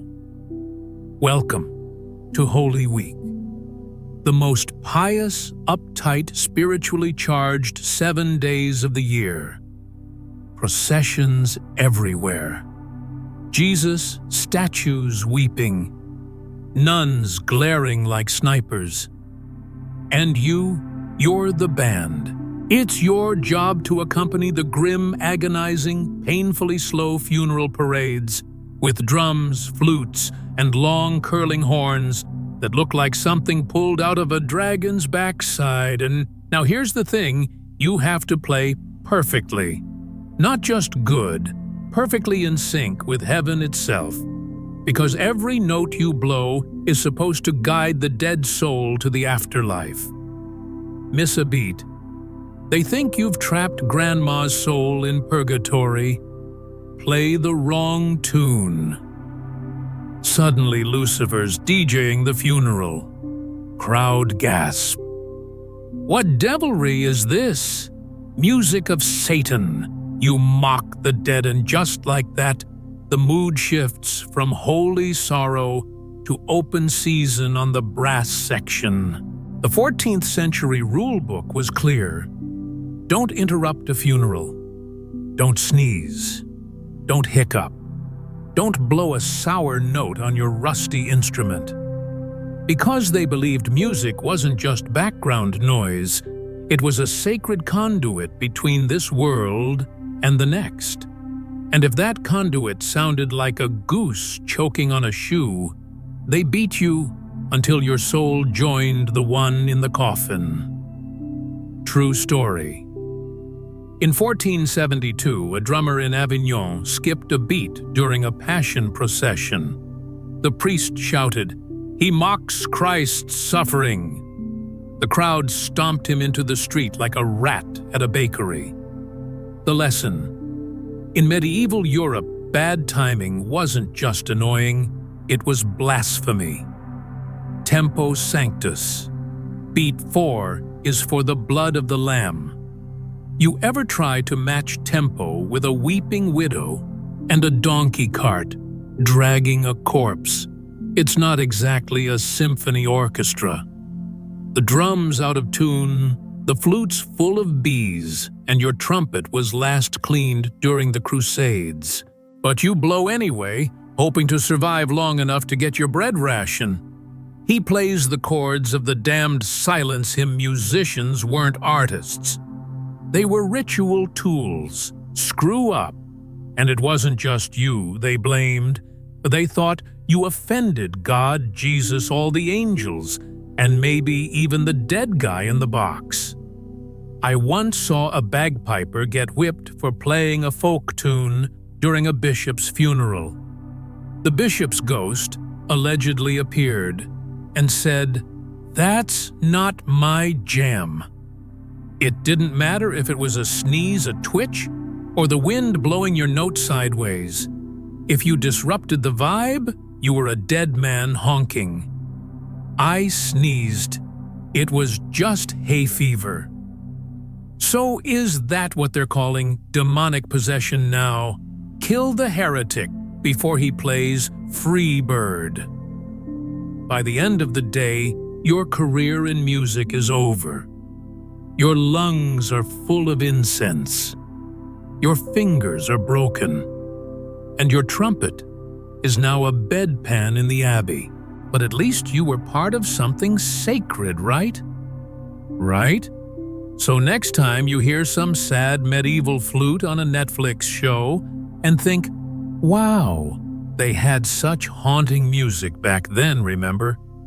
Someone probably died trying to play it correctly. Better musicians than you. And probably better hygiene. So after escaping a musical lynching because your sneeze offended the Holy Spirit, guess what your dumb little peasant heart decides to do next fall in love? And not just with anyone. No, not with the baker's daughter or the one-eyed sheep herder's niece. You dear fool decided to fall head over ragged heels for Lady Beatrice of Thornhill, a high-born noble with skin paler than a ghost and wrists thinner than your dinner budget. A woman so out of your league that the league doesn't even exist yet. Let's review You Sleep in Hay. She sleeps on imported French linen you wipe with leaves. She bathes in rose water, blessed by the bishop's private assistant. And yet there she was at the monastery, well dropping her silk handkerchief like she'd just stepped out of a Shakespearean fantasy, and there you were, mouth open, hay in your teeth, heart racing like a knight's charger. And of course, you did the only reasonable thing a medieval commoner with no sense of self-preservation would do, in charcoal, on the back of your landlord's tax notice. Because nothing says eternal devotion like love, scribbled between overdue pig tributes. To the most angelic lady. Beatrice, I hath seen thy face, and my soul didst exit my body like a bat from hell. Thy beauty striketh me more than the plague strucketh me thrice last winter. I wouldst do anything for thee, even take a bath. Charming, poetic, slightly threatening. Truly a masterpiece. You sneak into the garden hedge behind her manor, you know, like a totally normal, not creepy stalker, and gently fold the letter into her laundry basket. Unfortunately, you forget one crucial medieval fact. Maids who get bonuses for reporting suspicious peasants sniffing the noble's socks. Hours later, you're yanked from your shanty by two guards who smell like old cheese and bad decisions. They don't even bother with formalities, no trial, no sermon. No, you have the right to remain silent. Just, "Oi, this hymn, yep, smells like coal and sin." Then sack overhead, rope around ankles. Welcome to Medieval Justice Uber Deluxe, Romantic Idiot Edition TM. You're dragged down a back alley like yesterday's spoiled meat.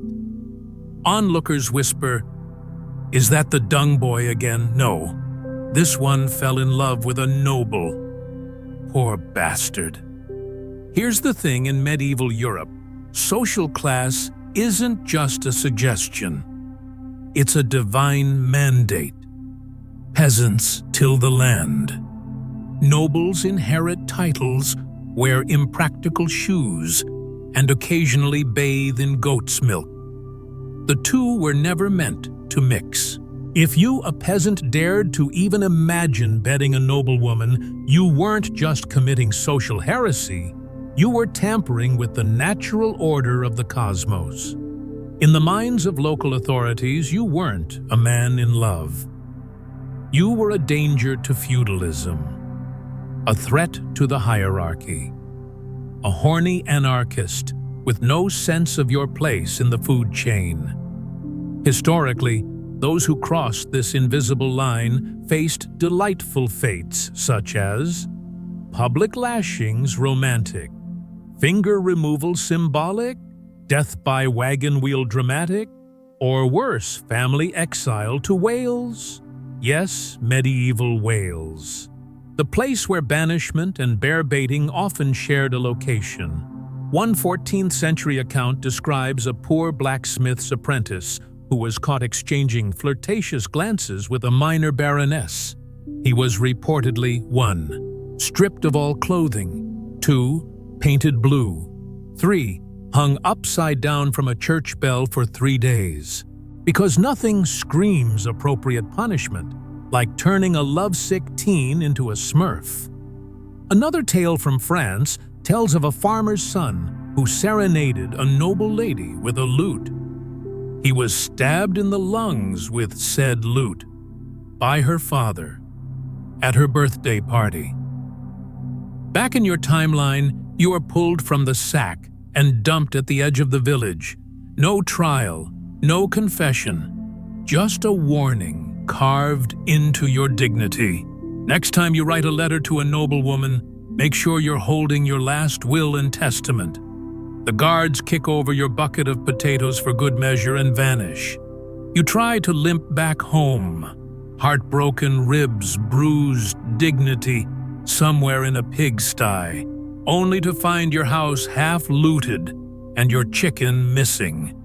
Apparently, Lady Beatrice's family thought it best to cleanse your home of possible demonic influence. Even love is considered witchcraft when it comes from the poor. Don't fall in love. Or if you must, make sure she's ugly enough not to be noble, or noble enough not to care about class. But that second type only exists in fairy tales, and even those end with someone getting beheaded. Medieval Europe didn't believe in follow your heart. They believed in stay in your lane or die in a ditch. So next time your heart flutters for a passing noblewoman, just remember, one wink can lead to one stabbing. And charcoal love letters are best reserved for writing confessions to the Inquisition. And that, dear viewer, is how I learned that true love can kill you faster than plague swords or huffing dung gas. Ain't love grand? Half a loaf for a chicken ride. Publicly beheaded for a bet. You've barely recovered from getting stabbed for being romantic. And what do you do next? You make a bet. In public. In earshot of a monk. Because clearly, you have a death wish, or a very severe bread addiction. It starts innocently enough. You're in the village square, hungry, bored, and staring at the monastery courtyard like it's a stage begging for chaos. A group of equally stupid friends surrounds you, chewing on stale roots and broken dreams. Then someone, maybe you, maybe a devil inside you named Reginald, says, "Oi, I bet half a loaf of barley bread to anyone who can ride a chicken round the monastery 3 times. Laughter erupts. Harmless fun. Right, wrong. You just accidentally declared war on the church. Let's talk about medieval gambling. It was everywhere. Dice games, drinking contests, bear wrestling for coins, but the second your joke involved a church, a chicken, and the suggestion that holy grounds were an obstacle course. In the eyes of the church, this wasn't a harmless joke by a bread-deprived peasant. It was heresy in action. Why? Because in the twisted logic of medieval society, riding a donkey naked near a chapel equals ritual humiliation, satanic overtones. Racing a chicken near monks in prayer, it's mockery of sacred processions. Offering bread as reward equals cheapening holy sacraments bread, guild body of Christ. Remember, basically, congratulations, you're now the Antichrist with a poultry fetish. The Inquisition doesn't knock politely. It kicks down your hut steps on your last potato and drags you out in front of a half-drunken magistrate who hasn't blinked since the plague. The charges: public blasphemy, mockery of sacred ritual, encouragement of foul sorcery. You try to defend yourself. It was a joke, a bit of fun. I don't even own a chicken. Too late. The crowd already wants blood. Why? Because executions are the Netflix of the Middle Ages, and you just became episode 1 of a very dramatic season. When jokes get you killed. Did you know in 13th century England a man was flogged and exiled for joking that the bishop's mitre looked like a demon's underpants? Or that in France, during Lent, a group of drunken villagers bet on who could eat a sausage fastest, and the entire group was burned alive for gluttony during holy restraint. In medieval Europe, morality wasn't just enforced, it was theatrically executed. Literally. Public executions were moral theater. If you were killed for being funny, then everyone watching got the message: God has no sense of humor. Proceed accordingly. Let's cut to your big moment. You're in chains on a wooden scaffold neck, lined up with a blade that looks like it was sharpened on rocks and spite. The executioner, missing 3 teeth. The crowd already placing side bets on whether your head will roll left or right. The priest, sweating profusely, muttering a Latin prayer while glaring like you personally roasted St. Peter. And just before the axe drops, the priest leans in and says, "Bread is the body of Christ." Chickens are not a metaphor. You insulted heaven itself. You want to respond with mate. It was half a loaf, not the Eucharist. But alas, chop. And that's how your gravestone ends up reading. Here lies a man of bread and bad decisions. He joked, he bet, he bled. From then on, your death becomes a cautionary tale told by village elders to scare children into moral obedience. Don't gamble with religion, Timmy, lest ye end up like the chicken jester. In fact, your case becomes so infamous, it's written down in the book of heretical offenses right between lady who danced during Lent, boy who drew a smiley face on a crucifix, and peasant who farted during Easter Mass. In the Middle Ages, intent didn't matter. What mattered was perception. You could be joking, sleep-talking, or hiccuping. If someone thought you were mocking God, then goodbye neck. Your bet wasn't about bread. It was about control. And the church. It controlled the punchline. So next time someone offers you a dumb medieval bet like, "Wanna race a goose around a graveyard?" Don't, or do, but write your will first.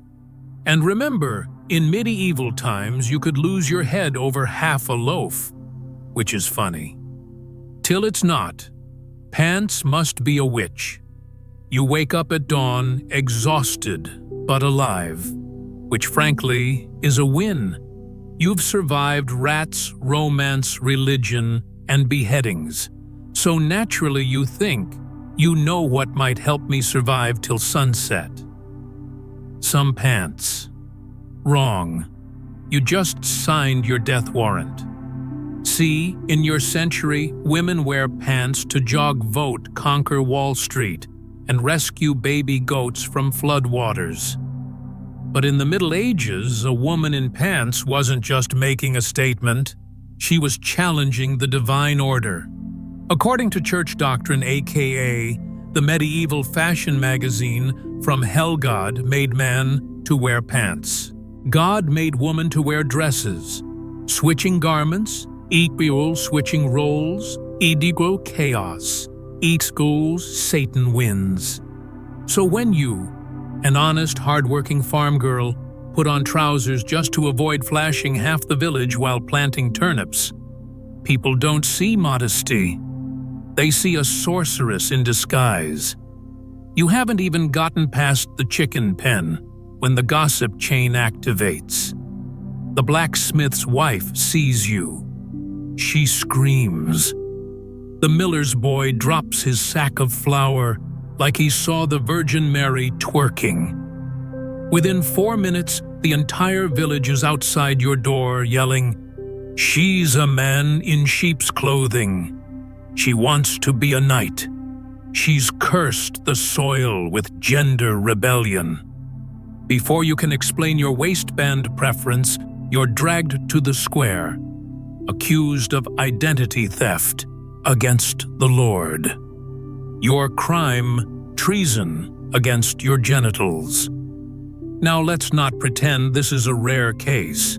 In 15th century France, a woman named Jeanne d'Arc, you might know her as Joan of Arc, wore men's armor to lead troops and save France. Her military brilliance ignored. Her pants got her burned, because obviously leading soldiers into battle is fine, as long as you're doing it in a skirt.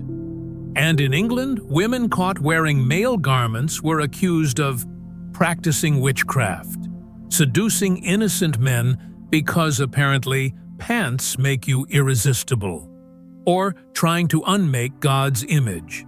Punishments ranged from public flogging, shaving the head, humiliation haircut deluxe, to the classic parading through the streets in a cow costume, because apparently cross-dressing equals beastly behavior. The trousers of treason. So now it's your turn.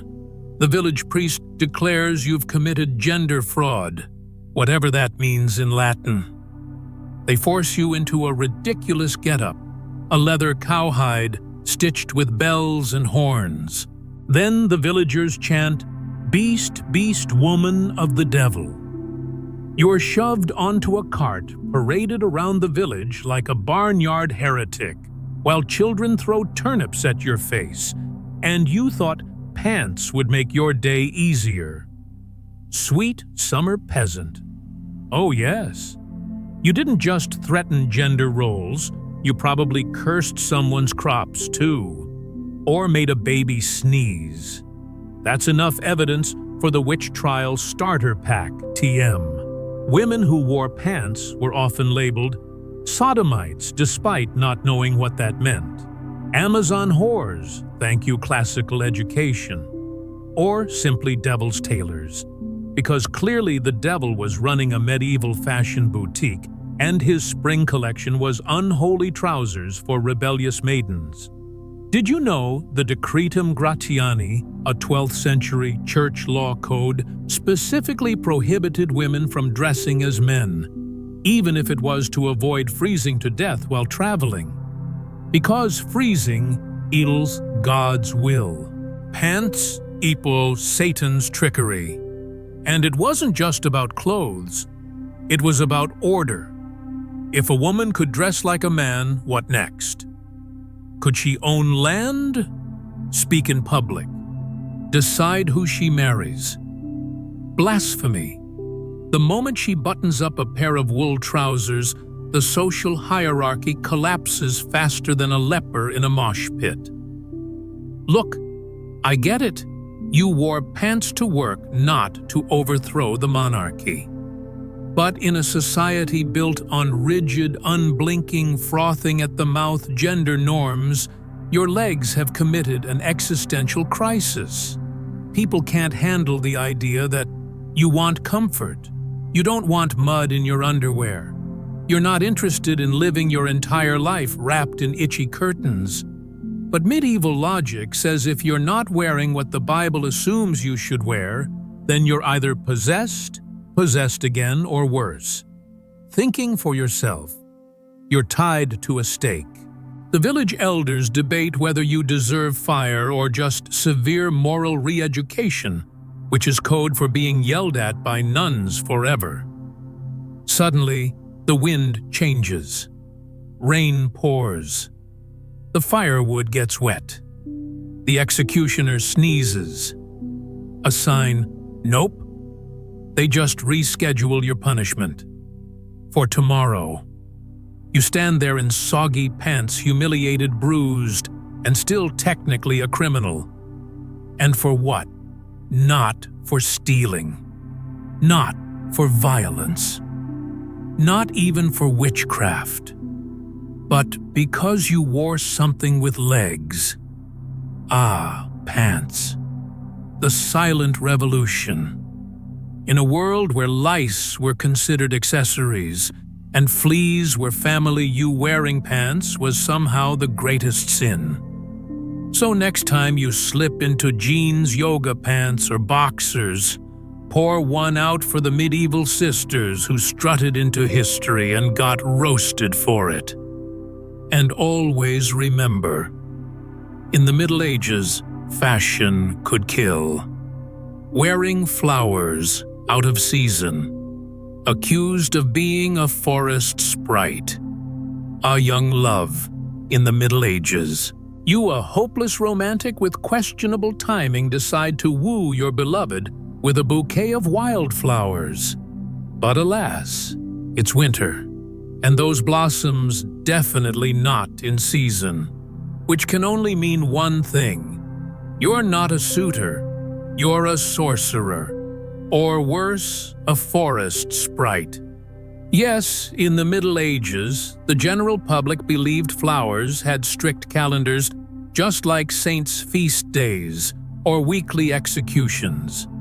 Daisies in April, lovely. Daisies in December, witchcraft. In one particularly memorable case from rural France, a young woman was seen wearing a crown of violets in mid-January. She claimed it was for beauty.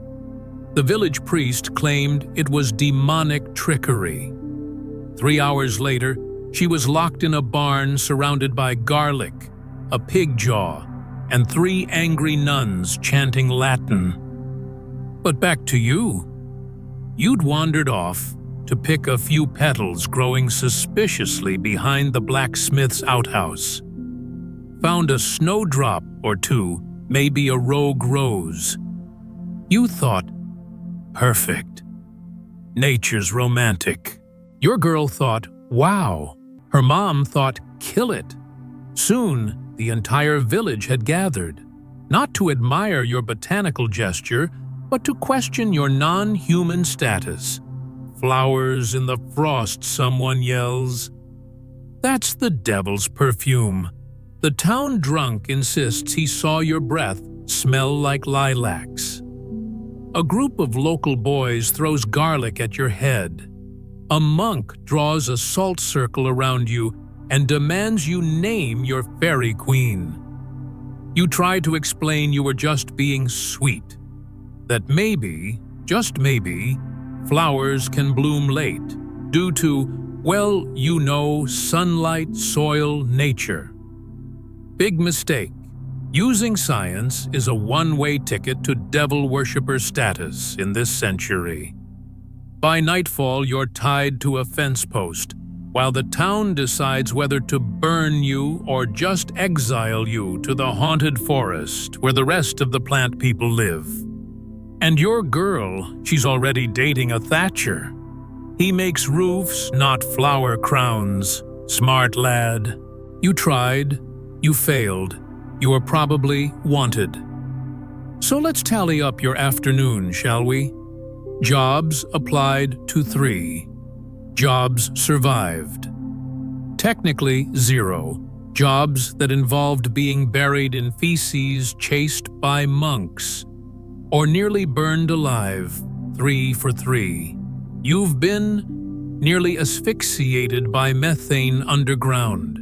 Assaulted by clergy for a musical error, threatened with execution for a one-liner, ostracized for your pants, accused of dark magic for flower-based affection, and through it all, you've managed to eat nothing, unless you count the fly that fell in your mouth while you screamed for mercy. Bonus protein. Your name is now whispered in alleyways as that one weirdo. Children point and laugh. Dogs bark at you for no reason. The local executioner has penciled your name in for Tuesday. In the Middle Ages, you don't just work for food. You gamble your soul for survival. Misplace a kilt heresy. Hit a flat note. Demonic. Wear pans instead of petticoats. Burn the witch. Even trying to be romantic can land you in a ditch. So how does it feel? Welcome to the Middle Ages, a time where being different was worse than being dead. But hey, chin up.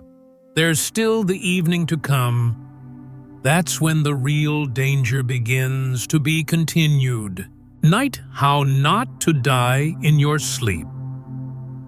Congratulations, you stubborn idiot. You made it through morning lice, midday plague soup, and an afternoon of being called a witch for having opinions. But now it's nighttime, and that's when the real fun begins. You think sleep is peaceful. In the Middle Ages, sleep was trial by God, a divine test of who would wake up and who'd be found stiff as a sermon the next morning. Beds weren't safe. Rooms weren't safe. Hell, even your dreams weren't yours. One wrong grunt twitch or, God forbid, a fart, and your family might smother you with a Bible just to be sure you weren't possessed. Sleep tight wasn't a blessing. It was a warning. This was a time when night meant demons, night sweats, night terrors, and night monks who'd barge in to check your toes for signs of witchcraft. And don't even ask about what happens if you snore too loud. Ever heard of sin breath? Yeah, that was a thing. So pull your lice-ridden blanket tight, say a prayer that doesn't sound too foreign, and try not to drool. Because in the medieval night, even sleep can kill you. Welcome to the graveyard shift. Midnight poop. Death by dung. Let me set the mood. It's midnight. You're asleep on a straw mattress that smells like goat sweat and regret. Suddenly, gurgle, gurgle. Your intestines sound the alarm. Not a drill. Not a false fart. We're talking a full-blown code brown. And in the 14th century, that's bad news. Why? Because medieval Europe doesn't do indoor plumbing. Your chamber pot probably already full. The bucket shared with 7 family members and the chickens. You don't want to risk it. Not again, not after what happened to Cousin Rolf. So you light your only candle stub, wrap yourself in what barely passes for a nightgown, and shuffle outside into the freezing mist like a haunted meatball. You're half asleep, fully miserable, and trying not to step on your own goat. You head toward the outhouse. Now, outhouse is a kind word. What you're walking toward is essentially a vertical coffin with a hole. It's a shaky wooden shed that smells like Satan's armpit, and the floor greasy from the last 50 nights of equally desperate villagers. You open the creaking door like you're entering Mordor. There's no light, of course, just the vague outline of a plank suspended over the pit of eternal stench, TM. Below, several feet of fermented human waste, dead rats, lost shoes, and probably someone's wedding ring. You sit carefully, trying to hover your behind like it's a national treasure. You clutch the splintery wood like it's your last lifeline, which honestly it is. Now let me pause and explain how deadly medieval outhouses actually were. Cesspits, those foul holes beneath your butt, were literal death traps. They were filled with toxic gases, ammonia, methane, hydrogen sulfide, basically the Avengers of asphyxiation. One good inhale and boom, you pass out, tumble in, and become one with the poop. Forever. Yes, people really died like this. There's a historical record from the year 1183. A German emperor named Henry VI allegedly passed out after taking a dump too long and had to be pulled out half-conscious by monks using a rake. A rake, for God's sake. And don't forget the poor soul from 1326 who slipped, hit his head on the seat, and fell in face first. He was found 2 days later still holding a candle, which means he died illuminated but humiliated. Oh, and let's not ignore the structural engineering of these toilets. Built by someone who clearly hated gravity and human dignity. No safety rails, no steps. Sometimes no floor at all. Just a wobbly log balanced over a pit of doom. And in winter, that log iced over. Now imagine you shivering at 2 a.m. trying to do your business. Then, whoosh, your foot slides. You panic. You flail. You reach for the wall. Nothing there but mildew and disappointment. And down you go. Splash. Congratulations. You've just unlocked the worst achievement in human history. Died by dung. Now, in some parts of Europe, they did have cesspit workers, the infamous gong farmers, who cleaned out these hellholes with shovels and prayer. But not every town could afford one. So what happens when someone falls in? Well, the villagers gather. They whisper. They laugh. One guy pokes you with a stick to check if you're still moving. If you're lucky, someone lowers a rope. If you're unlucky, someone throws lime in, thinking it'll sanitize the pit. Spoiler, it doesn't. It just burns your skin while you drown. And worst of all, no one wants to touch you once you're out. You're tainted. You'll be known forever as that one who bathed in the village toilet. Or you could save a baby from a fire the next day, and they'd still say, "Isn't that the guy who died in the dookie?" Let's reflect, shall we? Modern people complain about toilet seats being cold, or the bidet spraying too hard, or running out of toilet paper. Listen, I'd trade a lifetime of sandpaper rolls for not dying in a pit of medieval sewage. And hey, even the church couldn't save you. There were no prayers for blessed bowel accidents, no saint of sanitation, just a quiet burial and a few hushed giggles from the priest.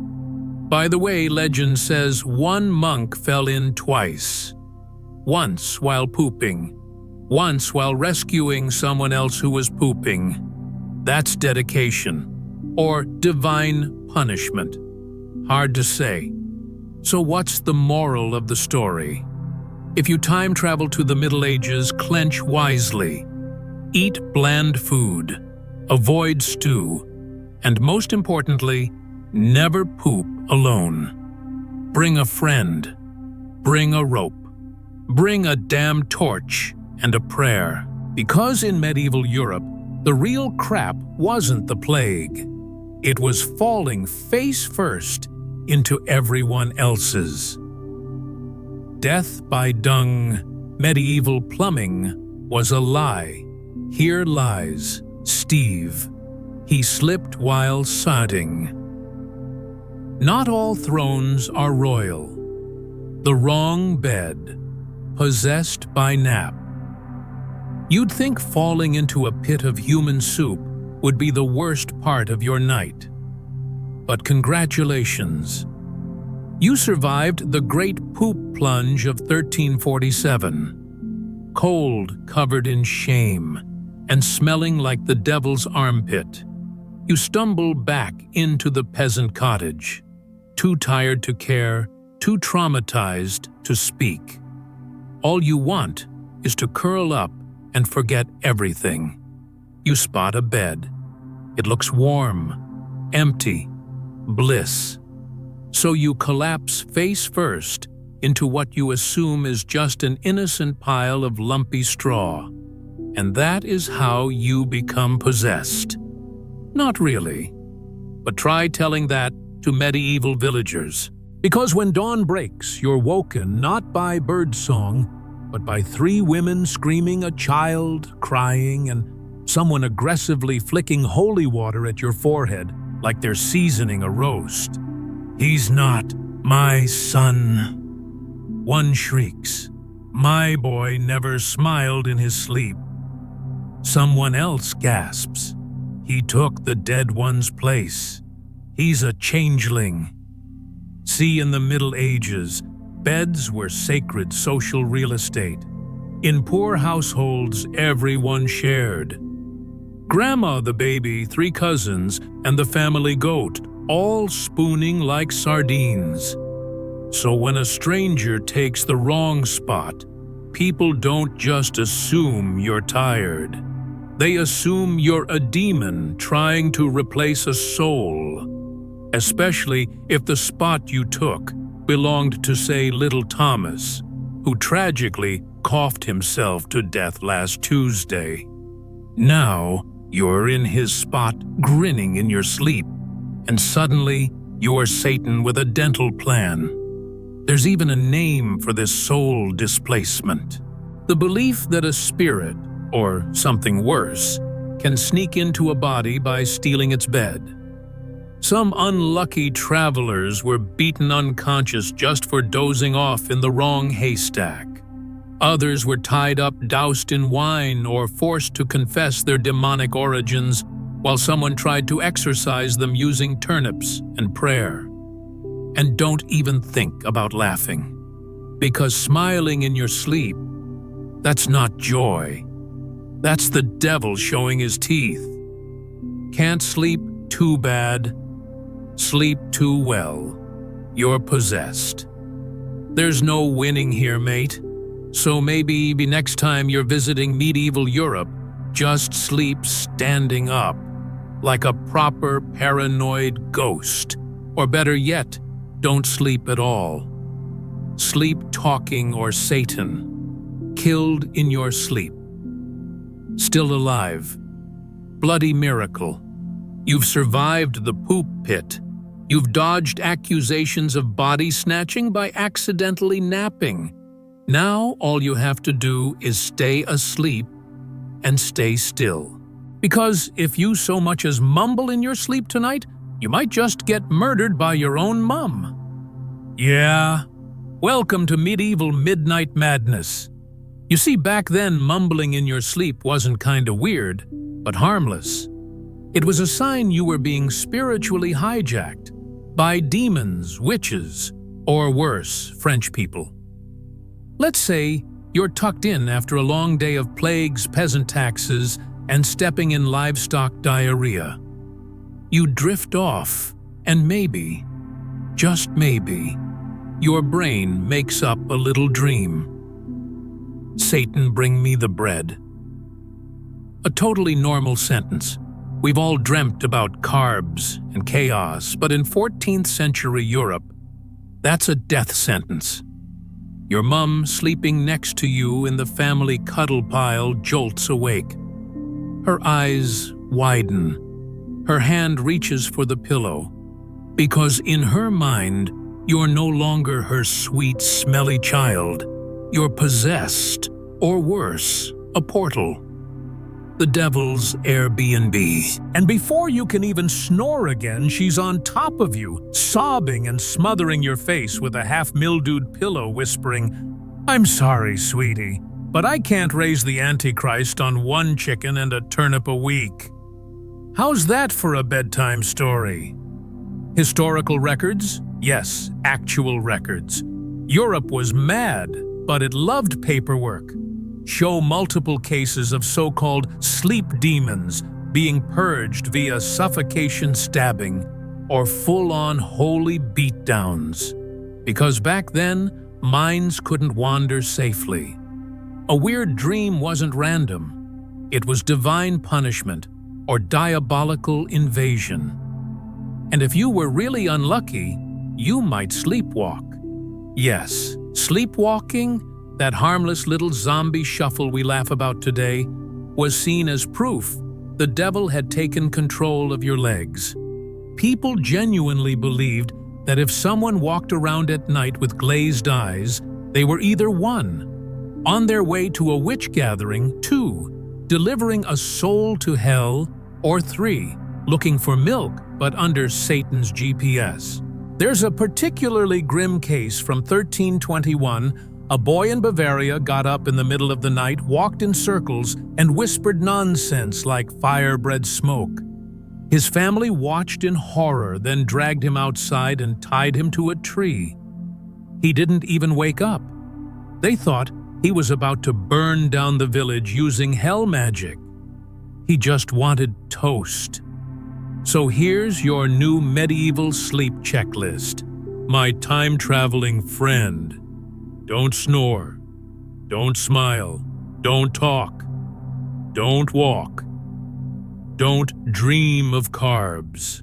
And definitely don't mention Satan and sandwiches in the same sentence. Because the last thing you'll hear won't be morning birds or church bells. It'll be your grand's cracked voice saying, "Lord, forgive me, I love him, but I mustn't let Beelzebub eat my soul from the inside, so sleep tight." But just know, in the Middle Ages, your nightmares didn't kill you. Your family did. Snore like a demon. Wake up with your mouth glued shut. So you made it through the night without speaking in tongues, levitating, or being smothered with a goat-scented pillow. Congrats. Unfortunately, you forgot one small thing. You snore like a war horse, giving birth to a tuba. And in medieval Europe, that's not just annoying, that's demonic. You see, back then, people didn't think snoring was caused by blocked sinuses or bad sleeping posture. No. That rumbling thunder from your face, that was the voice of the demon inside you trying to get out. Or worse, you calling to something on the other side. Yep, medieval folks genuinely believed that loud snoring was a sign of 1, possession, 2, witchcraft, or 3, demon customer service. They thought you were trying to summon Valak Lucifer, or maybe just a haunted goat, depending on your pitch and rhythm. So what did your sweet family do when they heard your midnight chainsaw solo? Did they gently nudge you awake? Nope. They taped your damn mouth shut. But not with cute band-aids or modern sleep aids. Oh no. They used what they had lying around: sheep fat and fireplace ash. The medieval version of duct tape. Why? Because those substances were believed to repel spirits, cleanse the throat, and shut up the devil at the same time. So you, dear time traveler, wake up in terror, mouth glued tight with greasy soot and a taste like roasted armpit. You reach up, confused, gagging, and here comes your loving aunt whispering, "We heard you growling. We thought you were calling him." Which him? The black goat, the horned man. The one who smells like onions.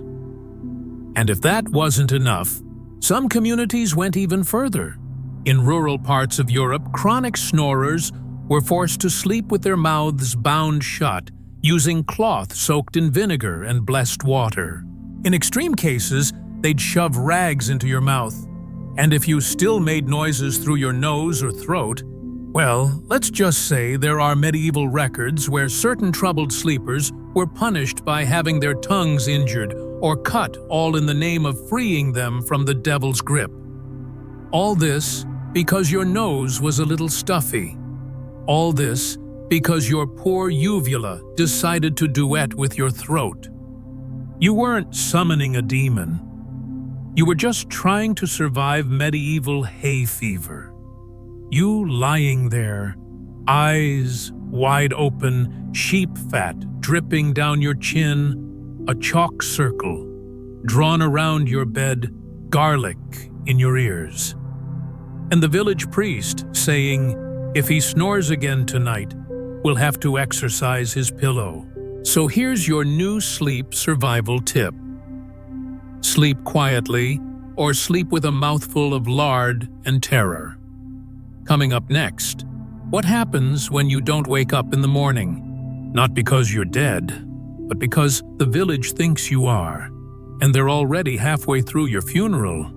Better not oversleep sunshine. So, let's check in on your nightly survival journey, shall we?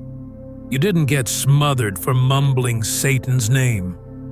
You weren't gagged for snoring like a demonic windmill. And you didn't sleep in your dead cousin's bed. Good on you. You almost made it to morning. Almost. Because tonight's threat, gravity, specifically gravity acting on a house held together by spit prayer and the occasional bird nest. You see, medieval homes weren't exactly structurally sound.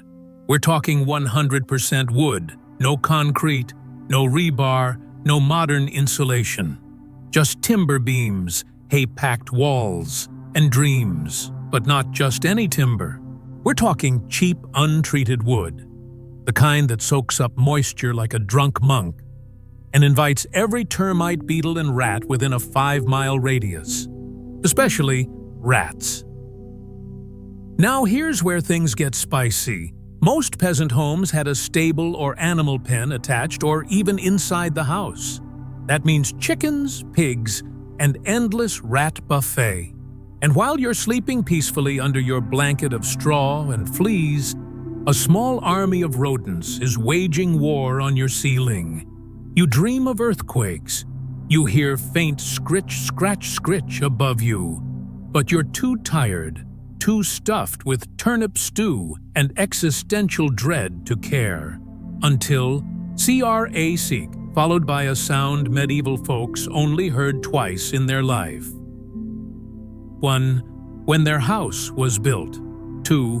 When it collapsed and killed them in their sleep. Was it divine punishment? Witchcraft? Nope. Jerry, who chewed through the one load-bearing beam, keeping your roof from becoming your pillow. You wake up, or more accurately, regain consciousness mid-fall, as your ceiling turns into a meat grinder made of wooden teeth. And when the dust clears, there's Shitty Pete standing next to the smoking ruin of your farmhouse with a shrug. This wasn't God's wrath, my friend. It was Jerry. Jerry had a midnight snack, and unfortunately, it was your roof. There are actual records of this, by the way. Houses collapsing during the night, not from storms, not from battle, but from gradual rodent-induced structural failure. That's right. In a world where death comes from plagues, pitchforks, and pissed-off priests, you still have to fear carpenter rats with a taste for oak beams. And guess what? If your house fell on you, well, congratulations. That's your family's new grave plot. Poor Jerry. He didn't know that beam held up the entire roof. He was just following his dreams. And now you're buried in yours. Sweet dreams, medieval hero. If you're lucky, someone might dig you out before the pigs move in. The shattered remains of a house, the full moon, a fat rat sitting on a splintered beam cleaning its whiskers. And Shitty Pete mutters, and they say architecture isn't deadly. So you've survived the rat-infested lumber death trap you called a home. Homeless, bruised, and covered in splinters, you do the only logical thing a medieval peasant would do. Good old church. Big roof, high ceilings, stone walls, and most importantly, no angry pigs. But of course, there's a catch. You forgot one tiny detail. The church attic. It's not empty. Hundreds of them. squatting like furry little monks in the rafters, sleeping upside down and pooping non-stop directly into the sacred airspace. And you just rolled out your flea blanket right under their favorite beam. Congratulations. You're now sleeping beneath a living, squeaking airborne biohazard. Somewhere around 200 a.m. it happens. You stir in your sleep. Maybe it's the cold. Maybe it's the centuries-old stone floor digging into your back. Then thump. Something hits your face. It's not a dream. It's not divine revelation. It's not a heavenly pigeon. It's a bat. Still warm, still twitching, possibly dead, definitely leaking. You panic. You scream. You slap it off, but it's too late. Its wings, its drool, and blessed be. Its droppings have all touched your lips. You survived the night. Barely. But by morning, your face is breaking out in red splotches. You feel like you've been exercised with a shovel. Your lungs are tightening like a corset on a chicken. You've got histoplasmosis, a nasty little fungal disease courtesy of bat poop. But here's the thing, medieval people didn't know what histoplasmosis was, or fungi, or lungs. What they knew was this: you went to sleep under holy protection and woke up looking like a possessed corpse in the making. Back then, if a bat fell on you in church, you weren't sick. You were marked. By the devil. By the spirits. By Batman, apparently. And you can bet your blistered butt the villagers didn't want you hanging around. They isolate you. They stop bringing you bread. Father Thomas refuses to look you in the eye, not because they're cruel, because they're terrified. They think you're cursed, that the bat was a demonic messenger sent to collect on unpaid sins or unpaid tithes. 3 days later, you're coughing blood, sweating like a boiled onion, and muttering nonsense. The villagers take one last peek and whisper, "The bat took his soul. He's been touched by the winged demon. Told you he shouldn't have snored like that last week." In truth, you just inhaled too much guano dust, which is tragically boring. But don't worry, no one remembers that part. What they do remember is your funeral. Held at dawn in silence, buried in lime, and with an iron cross nailed to your coffin lid, just in case the bat came back. He looks up, sees two glowing bat eyes above. Even Batman wouldn't survive medieval Europe. He'd be burned at the stake for having too many pets. Well, well, well, look who's still breathing.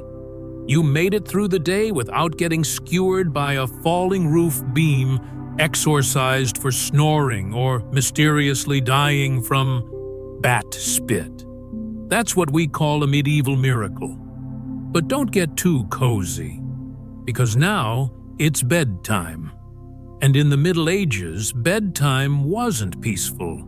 It was a high-risk activity. You lie down in your haystack, eyes wide open, wondering, will the ceiling cave in again? Is that squeaking sound a rat or a ghost? Did the village priest curse you for stepping on his cabbage patch? Sleep, if it comes, is a gamble. But hey, if you do wake up tomorrow, congratulations. You've survived 24 hours in medieval Europe. Sort of. Because remember, the guy in the next village once died in his sleep after dreaming he was eating soup. He bit down hard and accidentally swallowed his tongue. Yes, that's a true story, or at least the kind of true the medieval folk believed.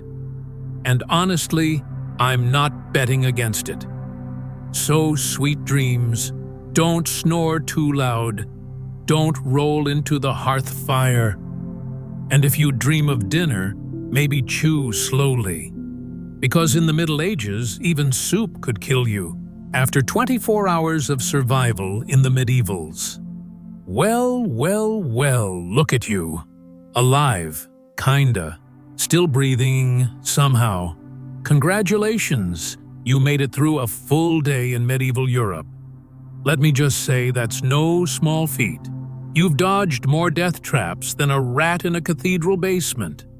If you're hearing this, it means you survived morning, afternoon, evening, and that lovely medieval night, where your biggest enemy might have been your own bed. The time when even breathing was a revolutionary act, possibly heretical, definitely frowned upon by some pious person wielding a pointy stick.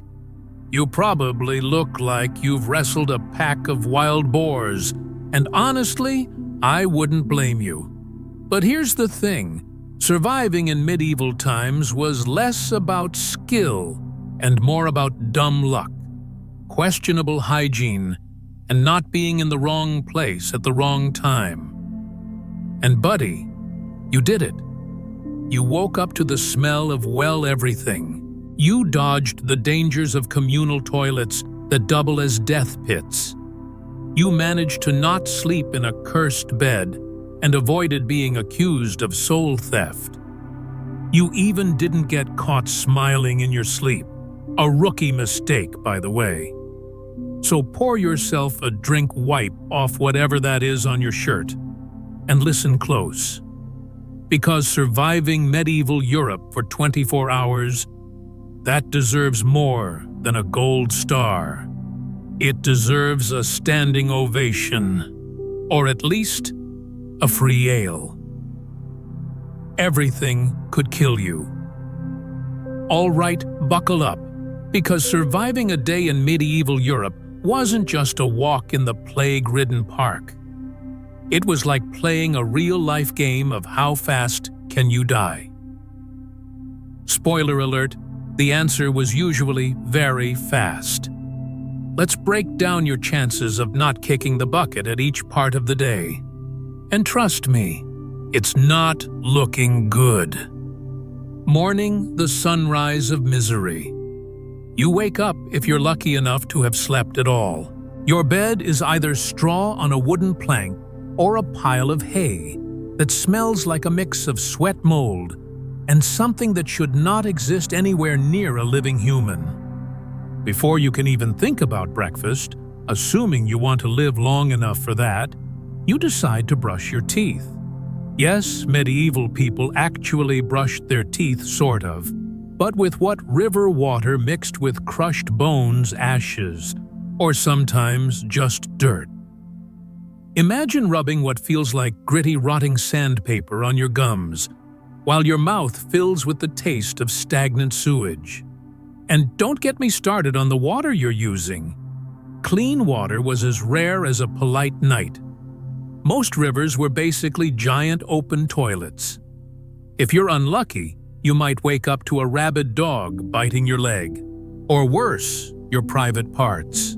Yep, rabies was a serious thing, and treatment basically involved crossing your fingers and hoping you don't turn into a zombie. Morning sickness, more like morning death sentence. Noon lunch is a death sentence. If you somehow survived the morning, congrats. Your next challenge? Food. Medieval bread was a weapon.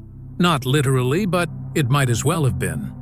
The stuff was hard as a rock, full of grit, and sometimes filled with bits of dirt or worse.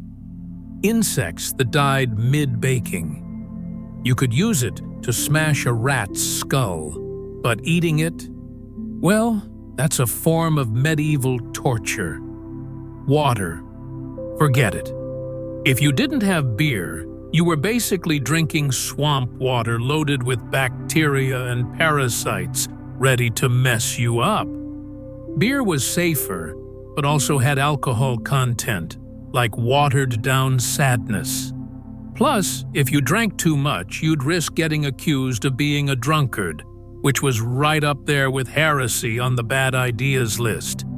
If you dared to eat anything other than what the church approved, say meat on a non-feast day, you risked being called a heretic. Yep, vegetarianism was practically a rebellion. And don't even think about fresh vegetables or fruits. They were rare, expensive, or probably covered in something worse than dirt. Most peasants got their calories from porridge stew and the occasional mystery meat. Your digestive system was basically a medieval lottery, and diarrhea was the grand prize.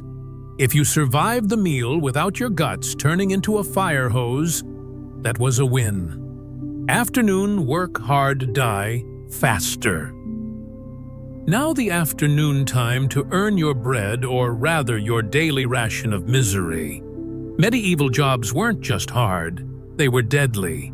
You might be a gong farmer paid in insults and beer to clean out the town's cesspits, the literal pits of human waste and despair. Or maybe you're a musician hired to play at a religious procession. One wrong note, and you might get clubbed to death for offending the souls. Farmers. They spent hours bent over fields with dull tools, risking snake bites infections. And if the plague didn't get them, first starvation probably would. Even a simple job like being a town watchman could get you stabbed in the dark alleys or hung for suspicious reasons. Jobs like grave digger. A kiss of death literally. You're working with corpses in the middle of a plague season, and every shovel of earth could be your last breath. If you thought office politics were bad, medieval social status, politics were worse. One slip-up, and you'd be branded a heretic thief or worse. So yes, working in the afternoon meant flirting with death more than a jester on payday. Evenings sleep tight, or not. Finally, the evening. You think you can relax. Nope. Because sleeping was basically a death lottery too. Medieval beds were communal. Everyone shared. Kids, animals, maybe even a drunk uncle who snored like a bear. If you accidentally slept in the wrong bed, say the bed of a recently deceased family member, villagers would accuse you of soul theft or being possessed by a demon, snoring loud.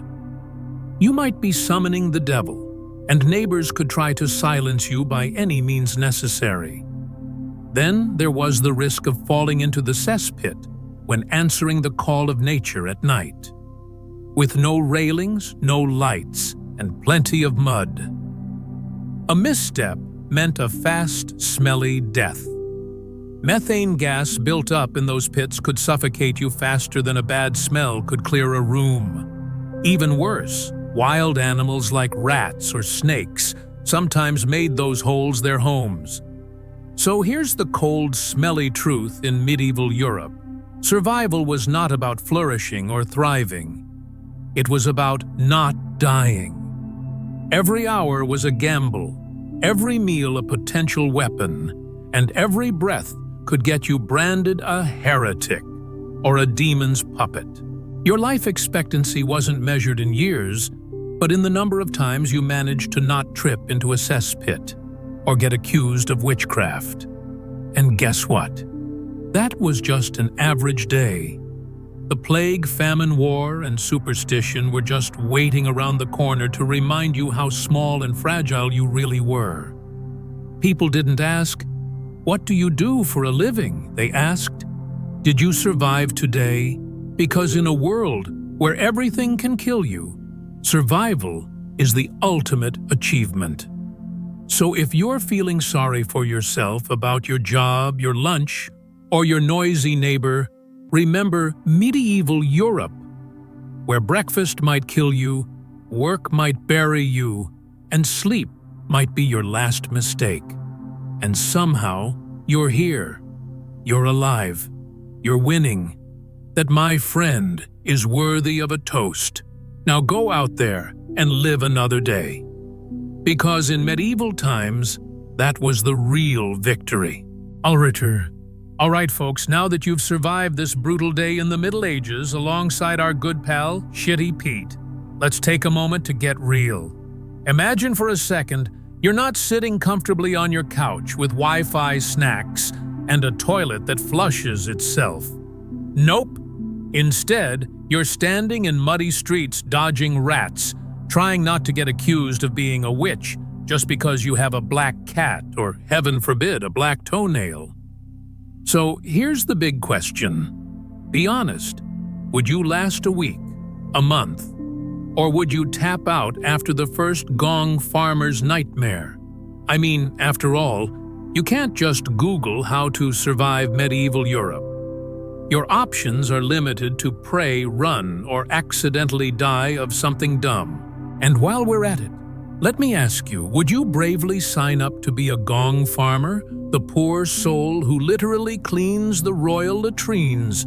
Or maybe you'd prefer the glamorous life of a rat hunter darting through the city sewers with nothing but a torch and a rusty spear. Or hey, maybe you want to be the Lord's human mattress, which honestly sounds terrible until you realize it's probably less deadly than most other jobs. Now a quick shout out to all the light sleepers out there. Tell me, because in the Middle Ages, if you snored too loudly, the villagers might think you're summoning demons, and spoiler alert, they don't have earplugs or much sense of humor. You'd probably wake up with your mouth duct-taped or worse, facing an impromptu exorcism led by your cranky neighbor. Speaking of exorcisms and bad vibes, what's the weirdest thing you'd be accused of if you lived in 1347? Maybe it's something simple like wearing purple, because that's royal and not for peasants, or owning a black cat, or gasp eating meat on a fasting day.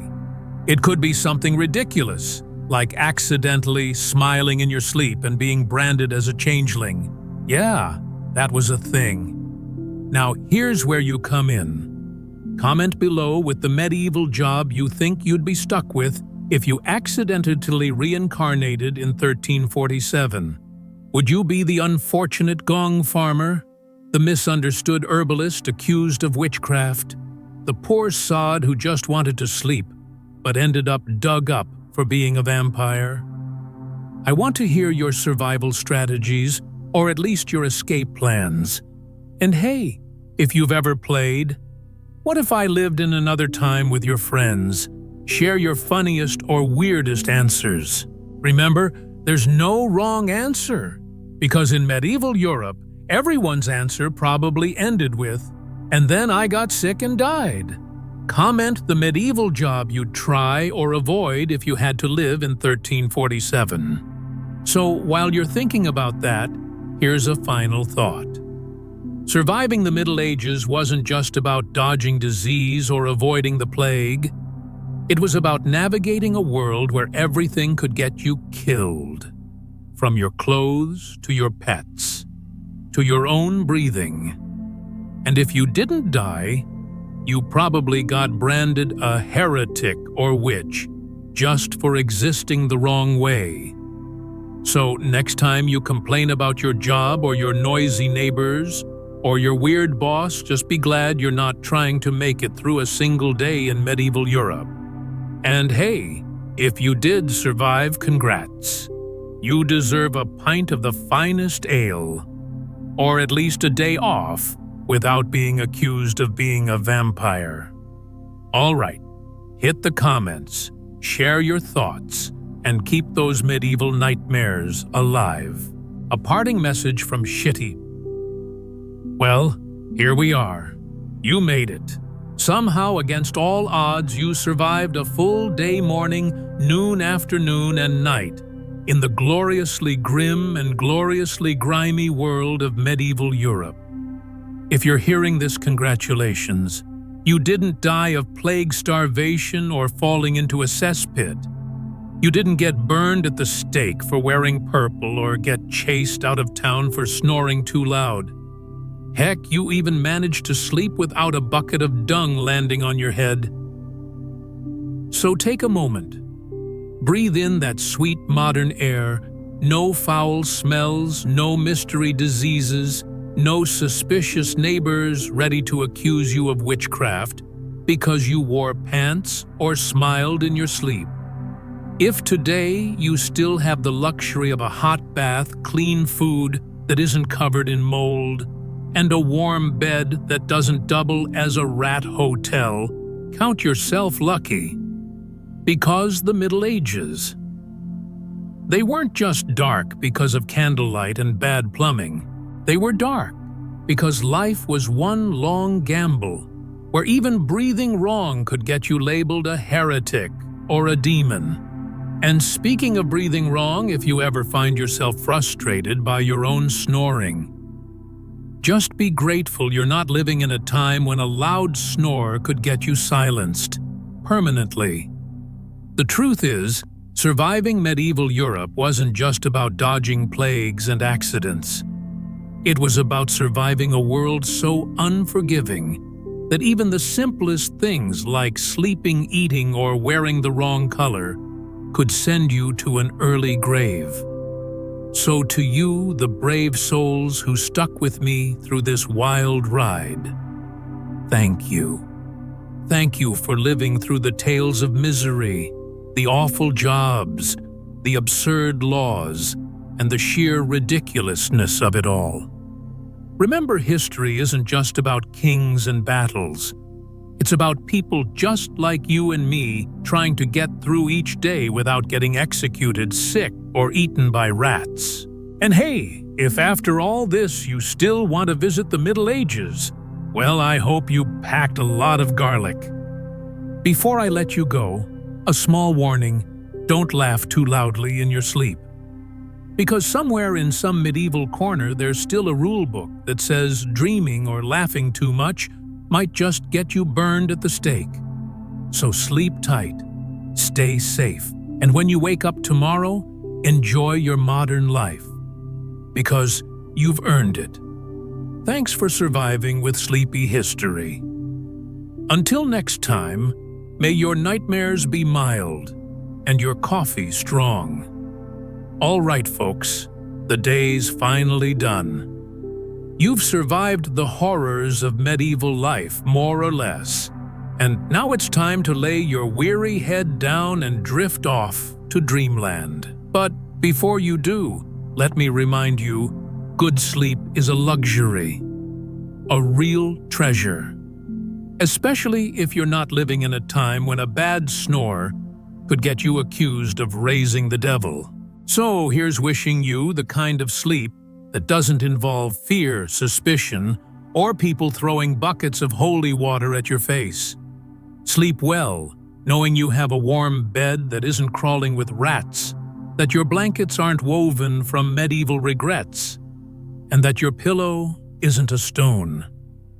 May your dreams be free from hauntings, no bloodthirsty vampires trying to claw their way out of your coffin, and no nightmares about accidentally wearing pants if you're a lady.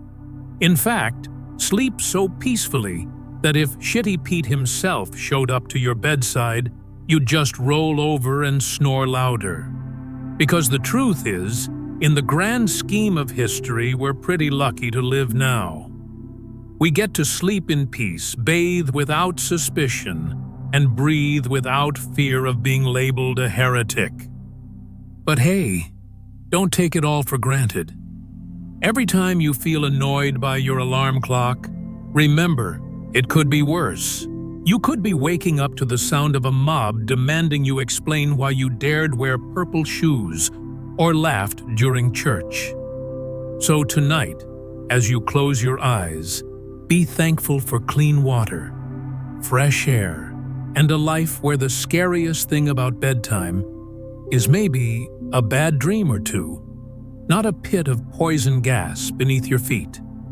And if you do dream, maybe dream about something fun, like a medieval feast, where the bread is soft, the ale tastes like real beer, and nobody's trying to cut your head off because you accidentally said "sus" instead of "sir." Remember, sleep isn't just rest. It's a small rebellion against all the chaos that history tried to throw at us. So, as Shitty Pete always says, don't get caught snoring. Good night, dear friends. May your sleep be deep, your blankets warm, and your dreams free of witches, vampires, and rat infestations. Catch you next time on Sleepy History, where we turn history's darkest moments into the best bedtime stories. Sleep tight. And whatever you do, don't open your eyes too soon, because sometimes history is watching. Sweet dreams.